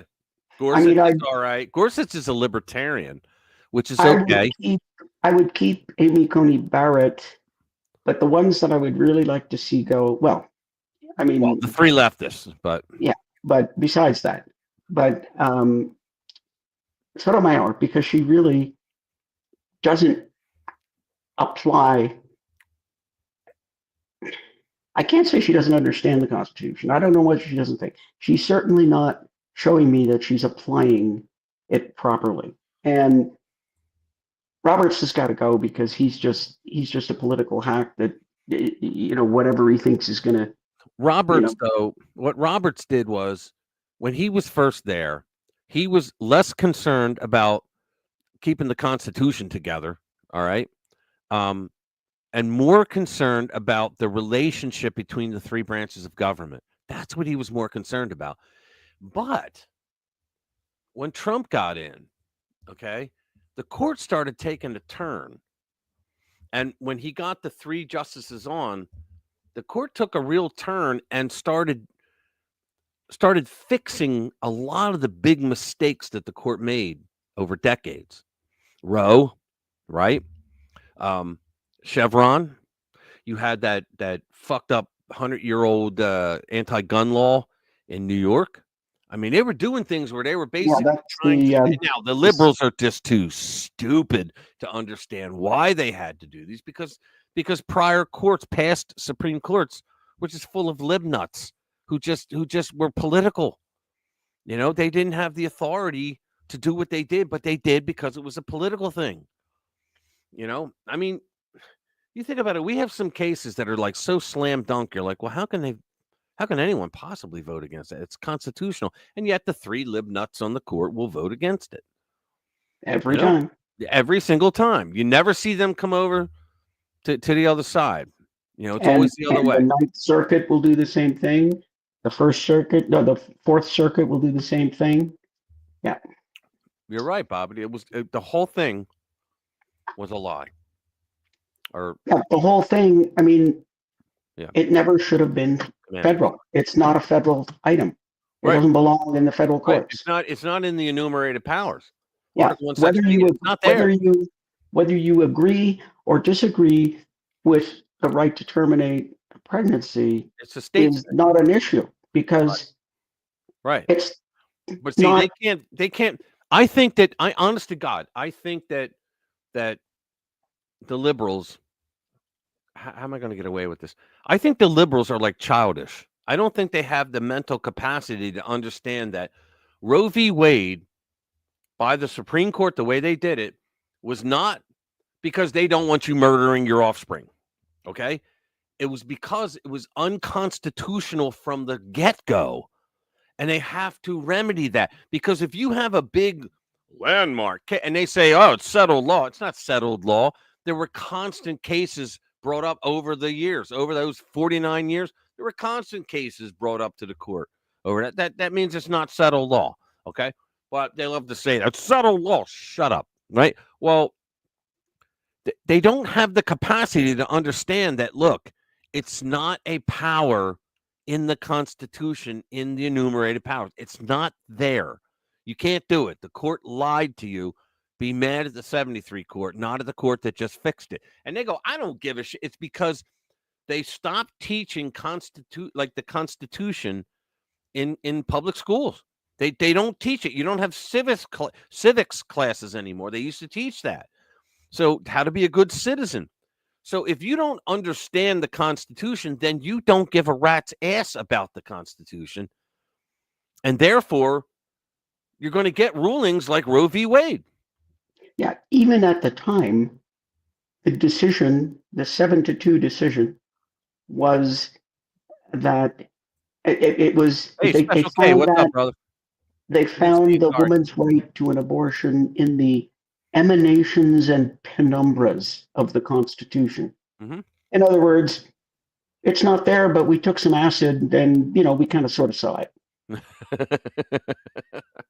We took a good dose of a psychedelic medicine and we saw it there. I always tell people that you can take the Constitution, you can read it, you can hold it up to the light, upside down, and pour lemon juice on it, and you're not going to find abortion. It's just not there. Yeah, here's a quick question. How many times does the word abortion appear in the Constitution and/or Bill of Rights? I'll give you a hint. It's less than one. Yeah, exactly. Anyway, listen, we've been ranting for 20 minutes. Do you know that? I know it's been fun. It's been cathartic. I thought you would want to go on a little longer because you had some withdrawal from not being here for the first hour and a half. Well, yeah, and my ass isn't hurting now because I wasn't here for the first hour and a half. So let's do another story. Hold on. Let me see. What do you say? Our media just started reading your Constitution and Bill of Rights in preparation to begin in the 51st. Commander. Well, you guys, I sad to say, but we love you guys, but you're not going to be a state. You would be a territory. And the reason why, because you guys got a lot of lib nuts up there. I don't want you as a state. On the what's that? I don't want them as a state. Right. They got a lot of lib nuts up there, right? But if you are a territory, then you don't have a right to vote. You can't vote of some sort. Yeah, you can't vote on anything. That's like Puerto Rico and American Samoa. They can't vote. They can't make any changes. So the lib nuts won't matter to us. Yeah, You really want to do another story, or you want to wrap it up? No, I'll do one more story, and then we'll wrap it up. Let me see if I got another one from my source. I can't believe we ranted for literally 20 minutes. I got a new story. Ready? Here we go. Let's do this one. Where is it? Trump administration, and thank you. Trump administration puts subsidized green energy companies on a diet. You got to love this, guys. While Elon Musk and the Department of Government Efficiency garner most of the media attention, they aren't the only ones rooting out federal waste and bloat. Currently, EPA, I've been hearing about Lee Zeldin. He's kicking ass. EPA Administrator Lee Zeldin is fighting to claw back. Clawback is a legal term. You're taking money back. It's either that or what did they call it? Not rescission, I think they call it. Clawback $20 billion the Biden administration allocated to the greenhouse gas reduction fund. And I think we might hear this might be the one where he put it aside. Like they stole it. They just put it aside so that nobody would find. This fund essentially operates a green bank that lends money to environmental projects unable to attract private funding. Can you believe this? So they can't get private funding because they're all a bunch of watermelon lunatics, right? I call them watermelon because they're green on the inside and commie red on the outside, right? And so your tax dollars, unbeknownst to you, are going to these people. This may sound like a fine program, but as Mr. Zeldin knows, reliable diets of taxpayer subsidies cause companies to develop a dependence, eventually killing their ability to defend for themselves. Exactly. And then the government gets to tell them what to do because there's strings attached. Even the best intentioned programs can render an industry unable to survive without government support. And the $9 trillion in global subsidies for wind and solar over the past 20 years are a prime example of this. When former President Biden guys, for those who weren't here, we call Biden Dash from now on because he's nothing more than the dash between 45 and 47. Okay. So when former President Dash signed into law the Infrastructure and Jobs Act, which did nothing, and the Inflation Reduction Act, he allocated hundreds of billions of taxpayer dollars to renewable energy. Without such subsidies, wind and solar wouldn't be commercially viable at anywhere near their current scale. And that's because the government was behind it all. It's not like electric vehicles, which are coming up. Like the Teslas, I know people that own Teslas, and they're like, I love the fucking car. It's great. You know, it has things that gas cars, I still wouldn't buy one. But well, I told you I drive a Tesla Model 3. Yeah, I know. But I have a Tesla Model 3. I have another. In fact, Pam's my friend here, who's here. Her whole family has Teslas, every one of them. Yeah. You know, I really like it. For instance, okay, let's say Friday. What's today? Was it yesterday? Was it when did that guy come? Yeah, it was just yesterday. So Teslas are great. My app comes up and says, "Oh, your 12-volt battery is reading a bit low. You need a replacement." Oh, okay. So I click on OK. And that takes me to the app and it says, would you like to schedule service? I say, okay. And it says, when do you want to come in? I click on the day and I click okay. Oh, your Tesla service tech will be there tomorrow. And they show up and replace the battery. And you know what? Replace the battery was like $118. Really? I couldn't believe it.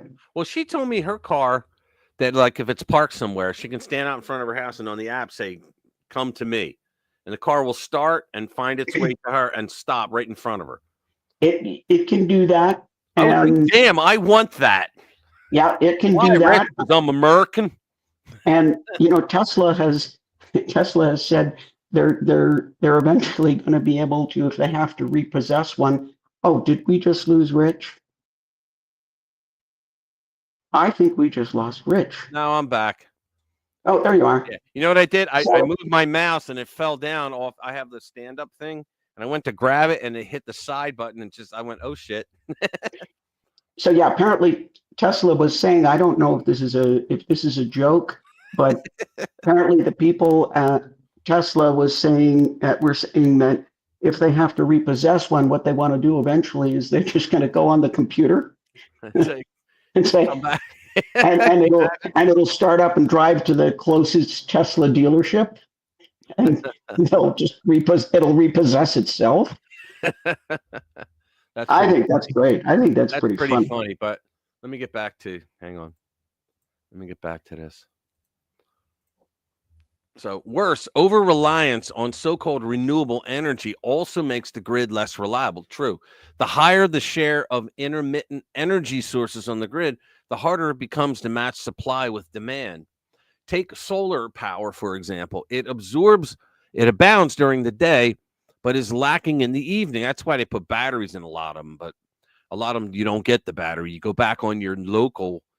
So you're not going to be off the grid. You're still going to be on your power company. The exact time when people typically want to cook, run dishwashers, power up their computers, and take showers. Relying on a high share of energy from solar power results in an oversupply of power during daylight hours. See, all this crap, we don't have to read it anymore. All this crap came from what?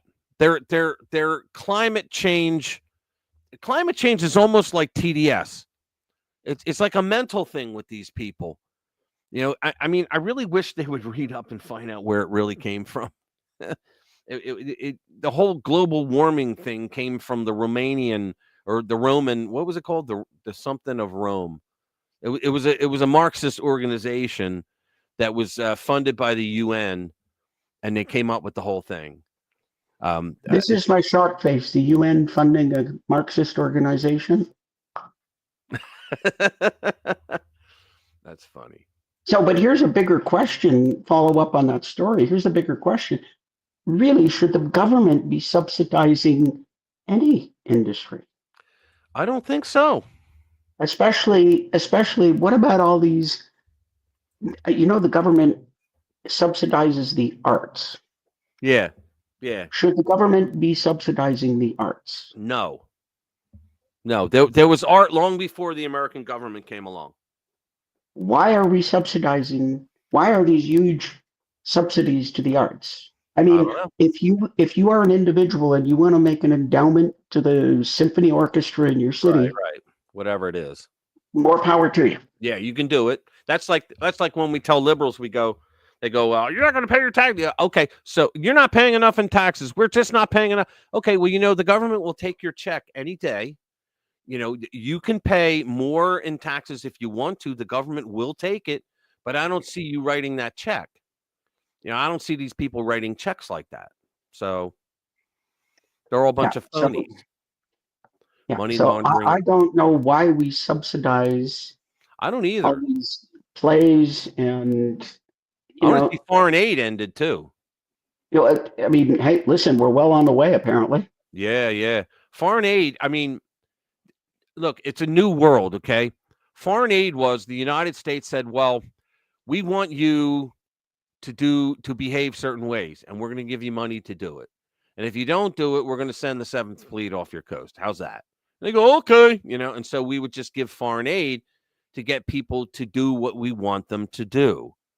Well, why do we need to do that anymore? We don't. We really don't. We are the world's marketplace. If they want to deal with us, they're going to deal with us. They're going to do what we want. We don't have to give them money to make them do that anymore. And so the money always corrupts everything, the way I'm looking at it. Yeah, and I mean, we don't want to be alone in the world, but I think just a tiny little touch of isolationism right now. Yes, and America first is not America alone. It's you take care of Americans first, and then you take care of other people in the world. Yeah, that's why I say that's fair. Just a tiny little bit of isolationism. America first. You don't have to like, although the way Europe is behaving, I'd cut them loose, but that's a different story. Yeah, well, I just love what J.D. Vance did to them. Oh my God. Oh yeah, we talked about it tonight. I'm sure you did. Yeah. I just think yeah. Oh yeah. That was wonderful. Oh yeah, it was good to see. And the fallout was good to see too. I mean, J.D. Vance made Europe cry. Yeah. The guy cried on stage. I think it was at the closing remarks by the chairman. Yeah. He cried and he went off, and they had the platform. And he was one of the guys sitting at the table and laughing when Trump was giving his speech about Germany being dependent. He was one of the guys, yes. Natural gas, oil and gas, yes. And so he's getting all choked up. My favorite was it the Polish prime minister? I can't remember. It was one of the guys from Poland, and he was saying, well, President Biden made this promise, and that was a promise from America, and you should abide by it. And the funniest part would be, funniest part to me was he says, and remember, Europe controls the Nobel Peace Prize. Yeah. Okay. How much sleep did President Trump lose knowing he might not get the Nobel Peace Prize? I heard he had to start doing coke just to deal with it. Yeah. Yeah. He was nominated 4 times. 4 times. But what's really interesting, they're threatening him to not get the Nobel Peace Prize because he doesn't want to fund the war in Ukraine. He wants to stop the war. So if he stops the war, that's going to make it so he can't get the Nobel Peace Prize. Right. Is this clown world or what? Is this upside down Tuesday or what? You got it exactly right. It's clown world. Upside down Tuesday. Yeah. Everything is upside down. Everything is off, and that's queer theory. Yeah. You want to fund the war? Oh, we'll give you a Nobel Peace Prize. Yeah, that's queer theory. And yet they gave Obama a prize, a peace prize, before he ever did anything. You remember Yeah, that? They gave him the peace prize before he did anything. He started that shit in Bosnia. Who? Obama? Yeah. What He was shit? the one who started that. Bosnia? No, that was Clinton. Was it Clinton? Yeah, it was Clinton. The Serbs and the Croats and the Bosnia, that was under Clinton. Okay, maybe I got it wrong. Yeah. I was wrong once. I thought I'd made an error. And you didn't. And That's what I thought. okay. I thought I was wrong one time, but I was right. But I had made, but yeah. Hang on, I'm going to check something here while we're wedding crasher in history outside of Genghis Khan. Yeah, yeah, he's catching a lot of hell right now, though. Obama. Oh yeah, Commander, I agree with you. He's being exposed too. I agree with Commander. Even the Twilight Zone isn't this fucked up. Let me tell you something. Barack, They're just trashing the Biden administration now. Wait a couple weeks. They're going to go after Obama. You wait a couple weeks. They're going to show what his regime did. They're going to find it all. See, that's why everyone says follow the money. You can find out so much shit by let the me money. read something here to you. U.S. military forces have been at war for all 8 years of Obama's tenure. The first two-term president with that distinction. He launched airstrikes or military raids in at least 7 countries: Afghanistan, Iraq, Syria, Libya, Yemen, Somalia, and Pakistan. Clown world. Yeah, let's call it okay, Obama. yeah, So I guess we're Obama got done. the Peace Prize, right? And he got us into more skirmishes than George W. Bush. True. Absolute truth. Well, there were troops at war for every year of his presidency, which is right. The only guy who can say that. So right. And Trump started no new wars, which is why Liz Cheney hated him. It's why Lindsey Graham doesn't like him. They make all their money off what's of really interesting is the liberals used to be against wars. Peace, love, double groovy, flower in the hair. Then no they realize war. they can get money off of it. Remember when they put the flower down the barrel of the M16? Yeah, I remember that. And the liberals always used to say, "Oh yeah, don't send the soldiers, send the politicians to war." Yet when Trump makes a statement about, yeah, give Liz Cheney a rifle and send her there and have, and suddenly, no, he was saying she should be executed. No, he was saying what let her liberal go hippies, fight, she won't. What liberal hippies were saying in the 1960s. Right. He was saying, you want to send our kids to war, an endless war, but you won't stand up and fight yourself. That's what he was saying. And that's exactly what the hippies were saying in the 60s and 70s. Yeah. It's crazy. Anyway, I can't remember ranting this long for ever. It's only been 30 minutes. Let me see if Now there's we any ranted. one that I missed. Those Are we not done? Clueless Congresswoman. No, we did that. This is great. Javier, yeah. Trump signed extremely. Yep, we did that. Vance vindicated. We did that. Latest after flashback. We did Matt Gaetz. We did New Hampshire first black sheriff. We did that. The poor bastard's going to prison.